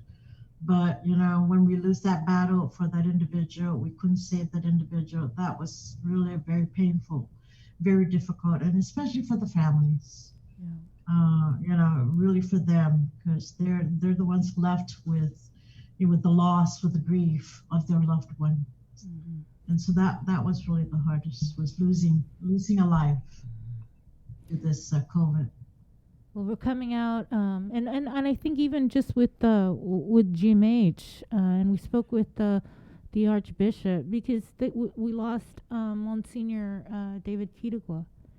And for GMH, it also hit hard. I mean, you saw nurses that were infected with the virus, right. And then I believe there was a nurse that had passed away. So yeah, definitely, everybody was affected by this. But 1 year later, now there's talks with the $661 million that the governor was pretty adamant we are going to see a new hospital being built Yes. with $300 Yes. million. What are you hearing in terms of the discussions for this new hospital? What is the latest? That we are going forward with that goal, and that the governor has informed us that of the $661 million that Guam will be receiving, 300 of that she will reserve that and earmark it for the building of the new hospital. But realizing that it may not be sufficient, we're going to need to find additional funding sources. So we are meeting, if not this week, the next week, definitely, to continue the discussion with the task force. And first we need to really come together and do a feasibility study, what this hospital is going to look like, what the bed capacity, how many beds, what kinds of services are we going to provide in this hospital, inpatient, outpatient, and also preparing for possibly another pandemic. We need to make sure we prepare for that. And so those are all some of the factors that we're going to be discussing, putting on the table, to conceptualize this hospital. And so the feasibility is very important to then help us determine, again, how this hospital is going to be, what it's going to look like. Not just for, in the 10 years, but, really looking ahead, planning ahead, anticipating what the changes are in terms of the healthcare system and the needs of our people of Guam. If we were to open and say this new hospital is built, would it mean that the one, the GMH would be closed? Well, we could close, or definitely it will close and decommission as a hospital. Okay. Or someone else can, we can rent it, lease it, so they can generate some revenues for the government. Because it's still a usable facility, even though it may not necessarily be usable for another hospital, but it can still be used, for a different purpose. Right, like rehab or something. Right. Absolutely.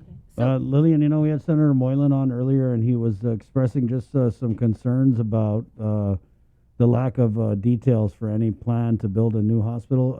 How far along are we? Because I know the governor has already, like you said on this show, committed half of that $661 million to go towards building a new hospital. But other than that, and I think the prospective land up there on Back Road, we don't really know much.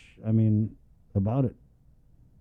Right, and I appreciate Senator Moylan's concerns and his comments, but really we still don't have details, full details. It's all, again, in discussion. It's all in conceptual, discussion. And so the task force will be putting together, it's going to be an evolving document, with the details that we may put some details in it, but then we may change it, because depending on the feasibility study.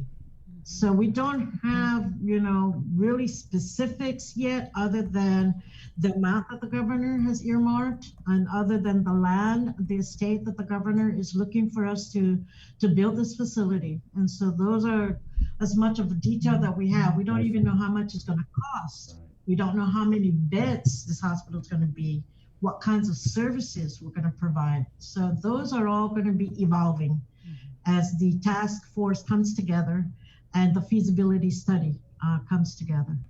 So we'll get more details as it develops. Okay.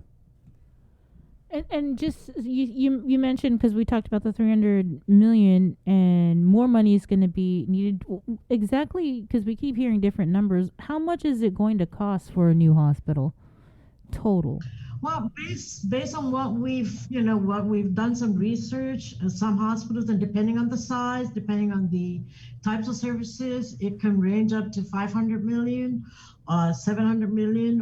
What the Army Corps of Engineers, when they did the assessment 2 years ago, to replace our new hospital was going to be somewhere around $463 million versus retrofitting it, fixing it, it was going to cost more. So those are the ballpark figures that we're getting. But then again, by the time we put together this conceptual, design, how healthcare costs keep rising. medical equipment keeps rising, and so it could change. Right. Okay. The last time we spoke with you, we were talking about changes to the visitation policy or proposed changes. Is there any update on that? The policy right now, in fact, actually, the draft is on my desk right now, reviewing it. But the one change that we added was the factor that, patients who are 75 years and older, we're definitely going to allow a family member to be with that patient in the hospital, just so that, the individual, whatever anxieties they have, whatever fears, they have a family support right in the room all the time. So that's what we're looking at. And we're looking at different levels of, again, the visitation. So it's a document that hopefully I can finalize and sign today. Okay, so it could effective tomorrow, maybe, after you sign it? Yeah, it could. Absolutely. Okay. Could be. Yes. Anything new with the payments to the traveling nurses that were behind? I think we talked. Well, we had good news last week that the FEMA pretty much is going to obligate and transfer the money. And it possibly may have happened already. I need to verify that because I think it may already have been obligated to the Department of Administration accounts. Awesome. So then we would be squared away with that. Okay. Right. We can then pay the travel company. The other thing during the State of the Island address that the governor talked about was how you're going to be focusing in on recreditation for GMH. Tell us the steps you're going to be taking for us to get back on track.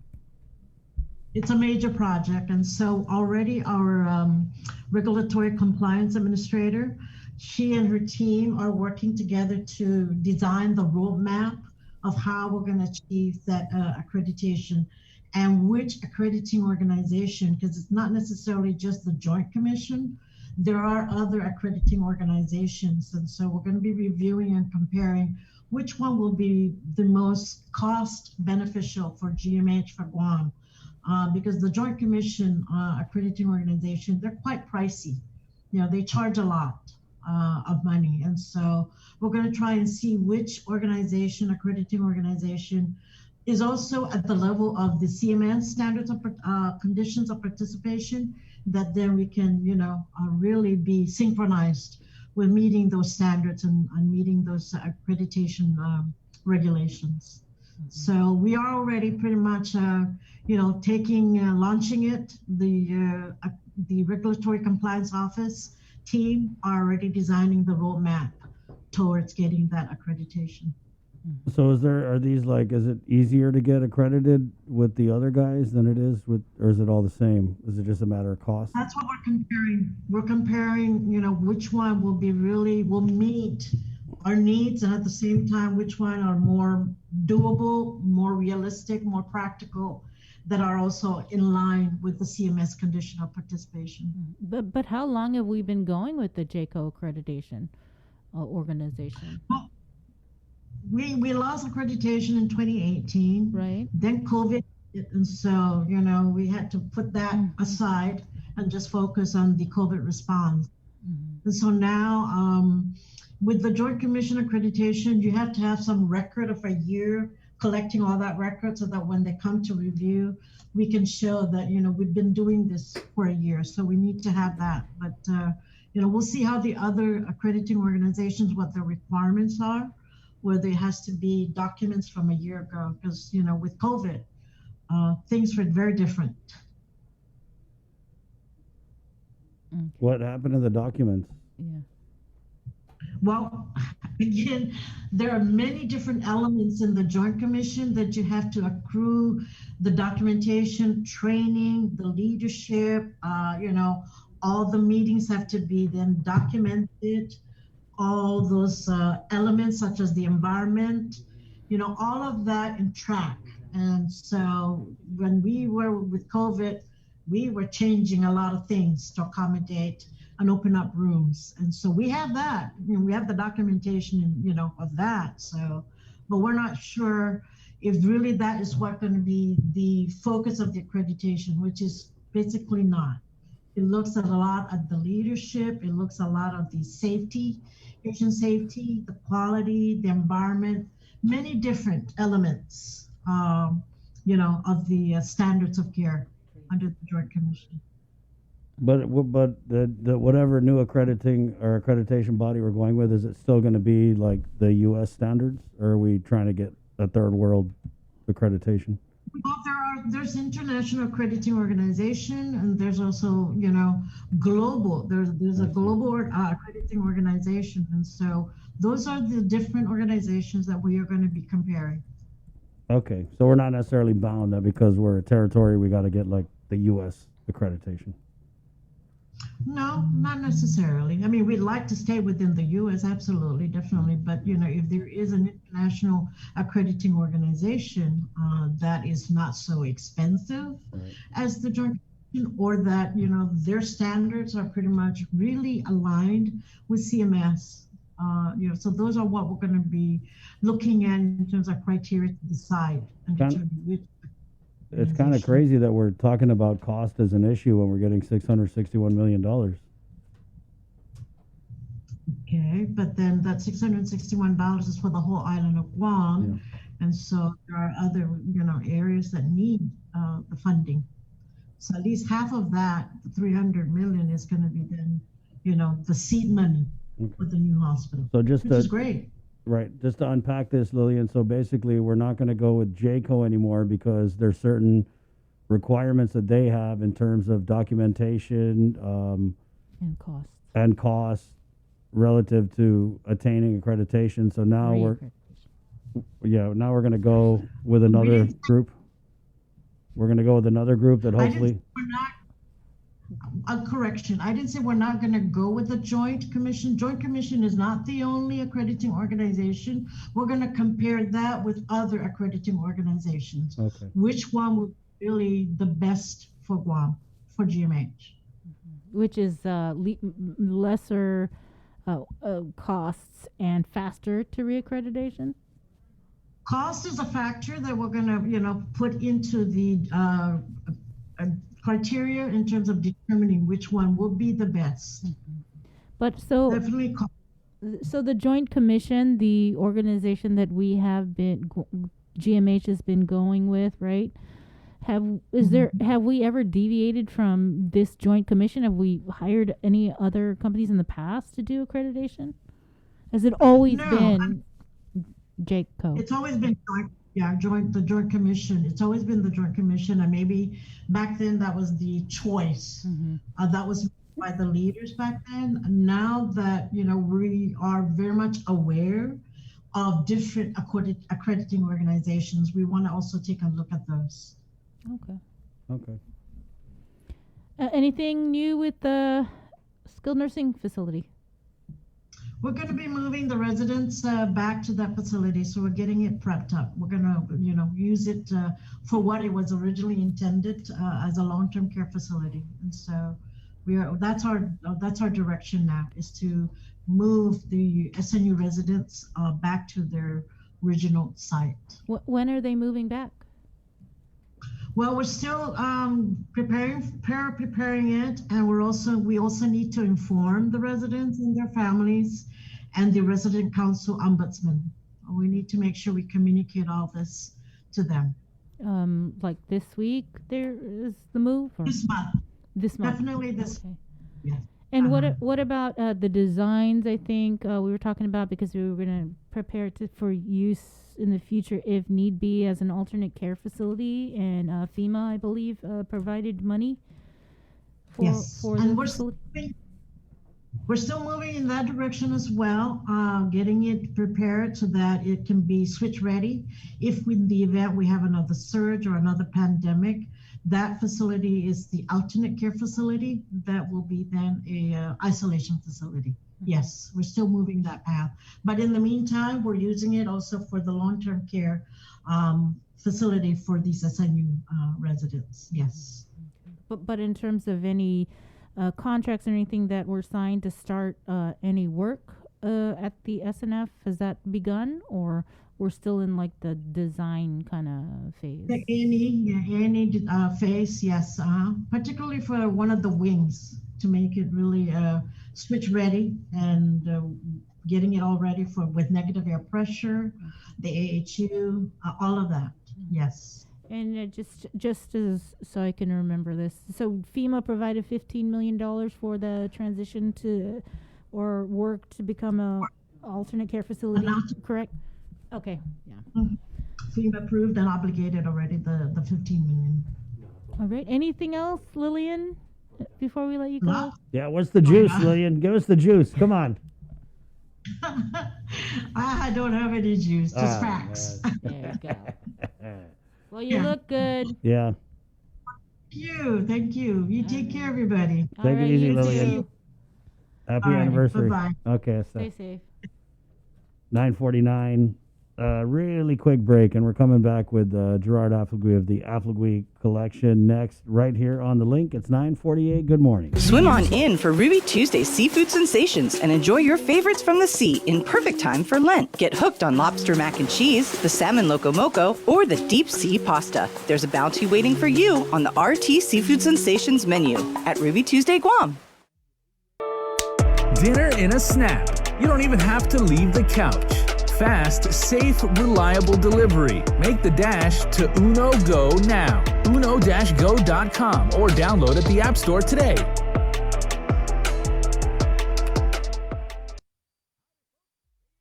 Uno Go has arrived and is here to deliver you food from your favorite restaurant in a safe, reliable, and fast way. Choose from a variety of restaurants island-wide and track your orders in real time, with quick deliveries whenever your cravings kick in. Plus, sanitized vehicles, reliable drivers, and safety seals for your peace of mind. Make the dash to Uno Go. Visit uno-go.com or download the app at the App Store or Google Play. Uno Go, delivering Guam on demand.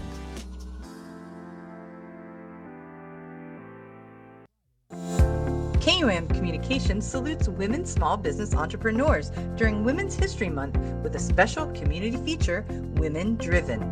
Every Monday in March, tune into KUAM News Primetime for a showcase of women entrepreneurs working in our community and the businesses they own and operate. Also catch the daily women-driven profiles, flooding the digital media platforms of KUAM News for professional features on many of these hardworking women.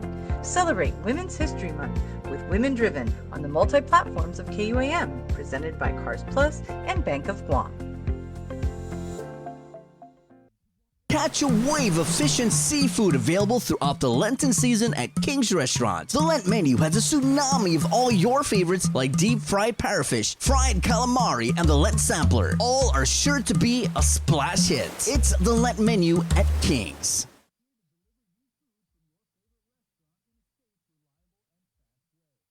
Only one company on Guam provides every solar energy solution under one roof, Micronesia Renewable Energy. You want solar only? They got that. You want solar with batteries? They got that too. You want outright purchase or lease purchase? It's up to you. Does your solar system need a tune-up? That's what they do. For solar energy solutions from A to Z, you can count on MRE. Give them a call at 632-2613 for a free consultation. MRE, providing real solar solutions built by real solar experts.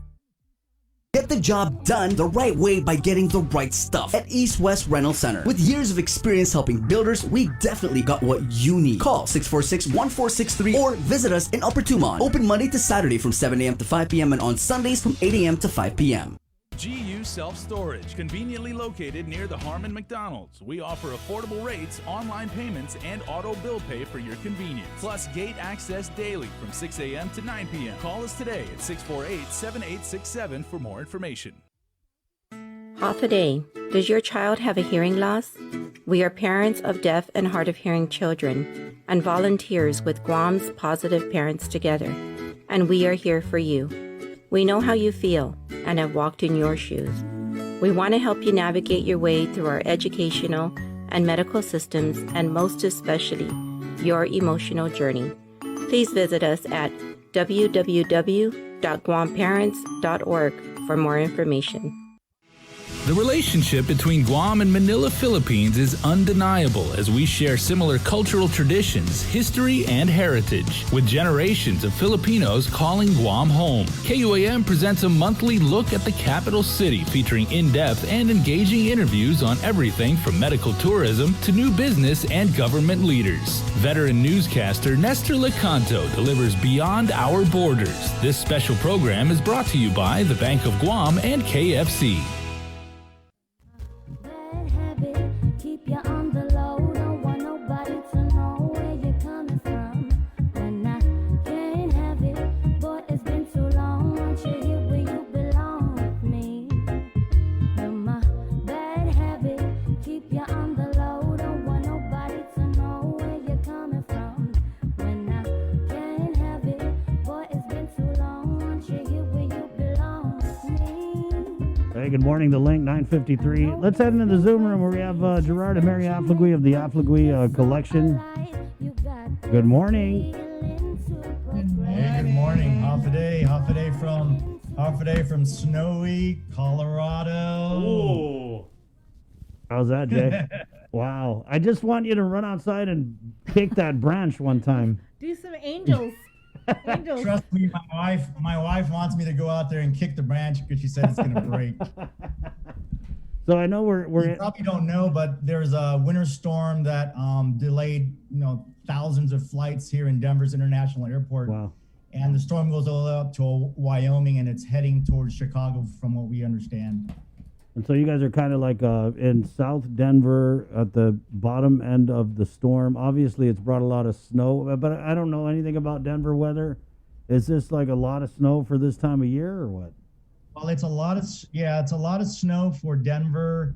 And generally speaking, March is the wettest snow that we get. And any of the snow that comes previous to March is generally dry snow, very easy to shovel. A shovel that we were gonna, probably weighs 8 pounds on average versus, a few ounces if it's not in a March snowstorm, for example. Right. And I know that the wife is on you to go shovel the driveway after this interview. So let's kind of get into it. I wanted to, you guys offer a lot of different great, I call them mahalang products, right? For just, whether or not you're in Guam or living in the States. Affligui collection. You guys have everything from little handheld kumzus to books to this Chamorro Cuisine cookbook, which I think is a really great product because it really memorializes like the culture through cooking in a format that I think is just it's an awesome format. It's a great production. Really, the book from cover to cover, the photographs, the recipes. Having to just kind of settle on what would be like the definitive recipe for so many Chamorro dishes. That probably was just a work in itself, right? Yeah, my wife can probably explain a little bit about, how long it took for us to put together this book. You right. want to chat a little bit about it? Go ahead, Mary. Sure. It was definitely a long period in the making, a generation of years, but the last 2 years after we visited Guam, we really wanted to put our foot down and really get this project rolling. And so after we visited Guam, my mother-in-law passed away, and we really wanted to capture something that was so precious for our kids. And we realized that our story is very similar to the stories of many who have left the island and who would like to also capture these beauty, the flora, fauna, the food, the language, and keep it in a book. And so as we're thinking about that for our children and their children, so many individuals also felt that this is so important for them as well. And so the food, so many times we experiment and we call our relatives and we try it out, we test it out, and every single one of them has to pass. Okay, we did it right this time after trying it out for 7 times. We have to test it again with the same, because we don't use measuring cups, right? We just pinch, throw, taste it again. Yeah. And so it was really, really difficult to translate everything into measurements. So it was a huge undertaking, but we're so happy that we were able to do that. I remember trying to get a recipe from my late grandma. This is when I was obviously much younger, and I was something like, "How much flour do you put in?" She's like, "Oh, like this." Like, what is that even? I mean, how do I scale like your hand to my hand? And it's like that. That's all. So you're good. But they're so protective with the recipes. And I know you guys know that we did a cool little commercial for this cookbook with Tan Chai, you know, that was, I think it kind of just embodied exactly what you were talking about, is how many times people been in the States, especially maybe the generations that weren't like in the kitchen watching Nana and Tata cook it. But they wonder, like, for example, how do you make chilaquiles? I don't even know where to start. And so there is that frantic call that you make back to Guam or your most, like, Chamorro relative stateside to get the details. So true. And what's kind of interesting is that when we went back to Guam, part of our effort was to try to do as much due diligence to design this cookbook. And we spoke to a lot of different people, formed a lot of focus groups to try to understand exactly what they're expecting out of it. Right. Not only the locals, but also statesiders. When they looked at the manuscript, we wanted to kind of get a sense for how can we make it relevant to them too? Because most of the cookbooks that were developed over the last 50 years for Guam was generally for the Guam audience and not necessarily for the stateside audience. Right. And so I actually was in Shirley's down in Agana having breakfast, and I leaned over to an older Chamorro, probably in her 70s, and I said, "Hey, are there any Chamorro foods that you've never tried making and you want to know how to make?" And she was like, "Ay boy, I don't know how to make redzenu, and I don't really know how to make chilaquiles." And I scratched my head and I said, "Wow, there might be an opportunity to sell this book to somebody here on Guam because of that." Right. And that was an anecdote, right? An example of where, you know, you can't just assume that everybody on Guam knows how to cook Chamorro food, right? So we felt that where we are today with having this book in over 3,750 homes today is a testament for what we are doing to share the culture. And Mesh Chamorro is truly something that is near and dear to my heart, even though I'm here in Denver. I really, truly want to see other people share the culture with their friends and family, whether they be in the States or in a foreign country. And I look forward to being able to give a few cookbooks out for the month of March. Right. And we're gonna actually do that, guys. So all this week, DM us, hit us up in our DMs, Jay. Send us any pictures of any recipes that you've done from this cookbook or of Chamorro food, and then we'll name some winners on Friday. But I wanted to get back to what you had talked about with this cookbook and being able to sell it to Chamorro people, which you definitely have done. But I also follow you guys on Facebook, and I see that you're getting like big orders for like Canada or, Amazon or places where are places that are not necessarily like Chamorro or Guamanian marketplaces. So what has that kind of been like? It's interesting because what's happening is we have people who know about our cookbook walking into these boutique bookstores in New York City, right off of Central Park, in Washington, D.C., right out of the near to the Capitol. And they're actually asking the owners of the cookbooks to carry our book in the stores outside of the norm, right? The norm is Texas and San Diego and Washington, but to have our book being requested in Connecticut and in New York City, right by Central Park, is testament to the kind of quality that we're putting out there. As a matter of fact, the owner of the New York bookstore actually contacted me and said that their most prized cookbook collector that they all look to for recommendations actually told them about this book. I don't know how she found out about it, but when she told the owner that she collects over 2,000 cookbooks, she said this was one of her best cookbooks ever. The owner was very convinced, and he called me up and said, "Hey, I got to get your cookbook."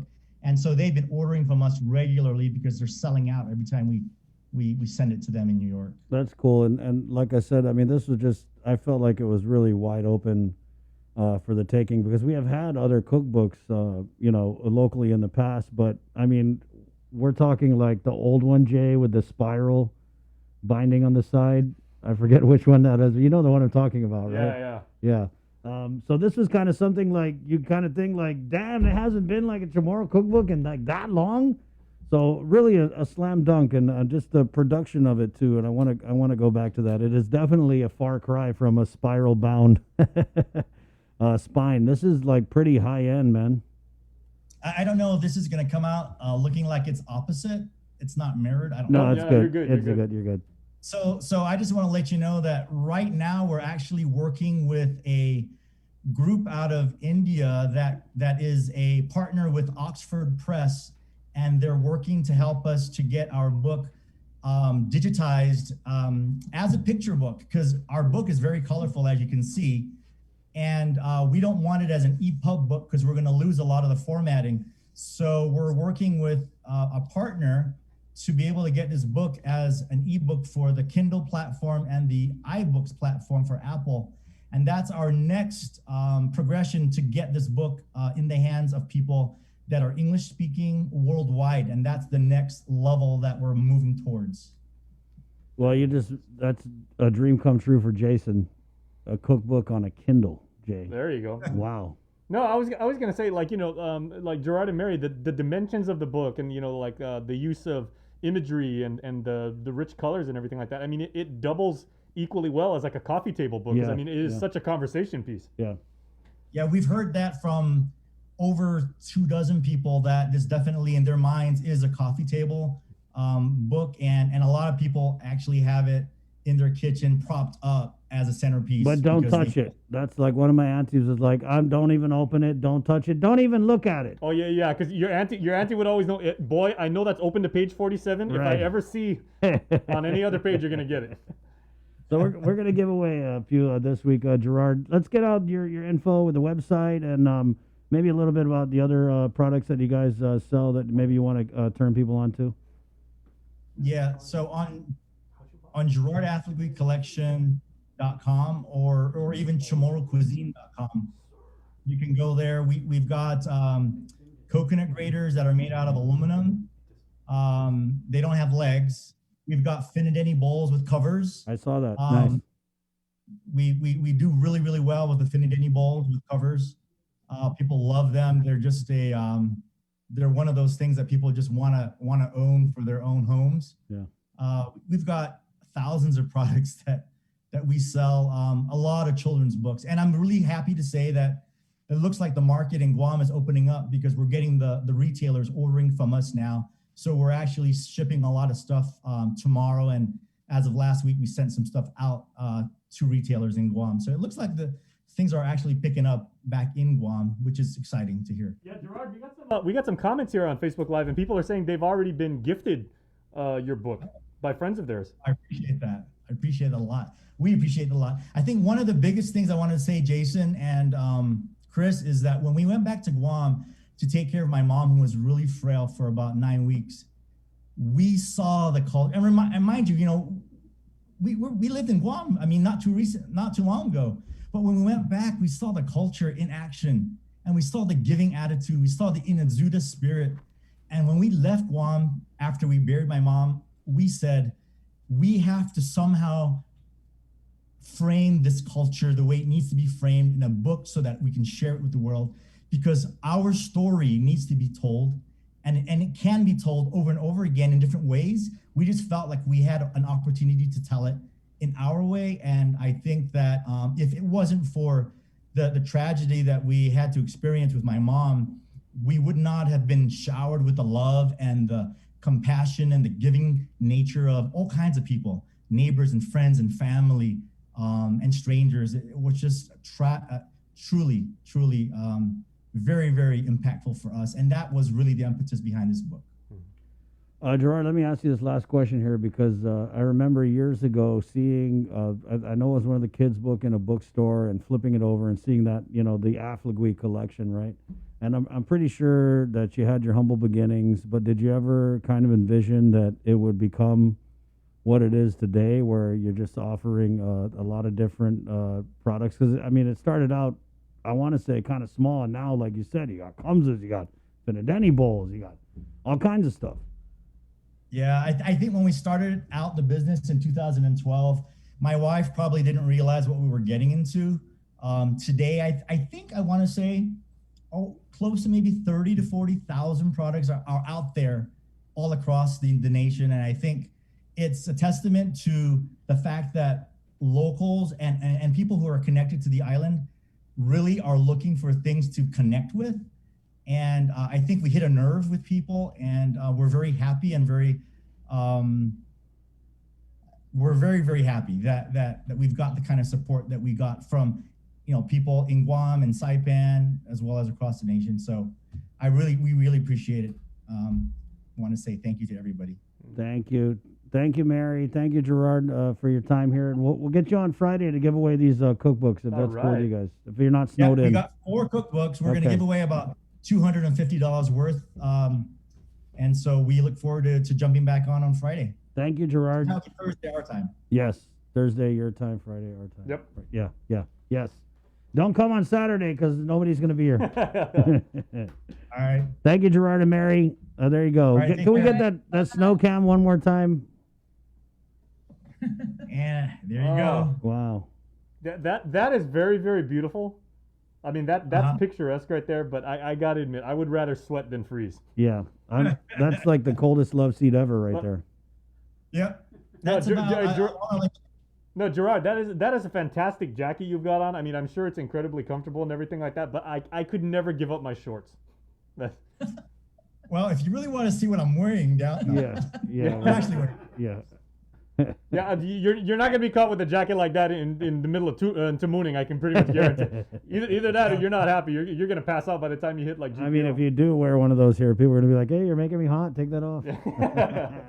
All right, Gerard and Mary. We're really very happy for your support. Thank you, KOAM. We appreciate it. Of course. Thank you. There you go, Gerard and Mary Afflegui of the Afflegui Collection 1009. Good job, Jason. That was a fun show. A lot of stuff today. Yeah, and we're gonna be doing this whole year. Look back. I want to say like the whole week because I still want to go through some of the clips, some of the good interviews that we had during the last year. There are definitely a lot that really stuck out. And honestly, thinking about some of them, it seems like so long ago. Doesn't it? For me, the year went by so fast. That's what I'm saying. It's like, whoa, I can't believe that, we'll talk about interviewing Carlo Branch or Crystal Paco San Augustine, last year. It's like, wow, that was a year ago. Yeah. Are you serious? I mean, there's some people that have been on our show dozens of times. There are some people who only came on once for like 3 or 4 minutes and are memorable. Yeah. All right. So we're going to continue this talk all week. Reflect amongst yourselves, really. It is a good time to kind of reflect. And also, as we approach Easter, which is traditionally a renewal period, right? When you come out of Easter, it's like, new me. So it's always good to reflect on the sacrifices that a lot of us have made over the past year, and also look at where we're at today. It's 10:10. Remember, we got your 6 with our KUAM News primetime broadcast. Again, good job, Jason. All right. Fun as always, partner. Okay. Joser, good job.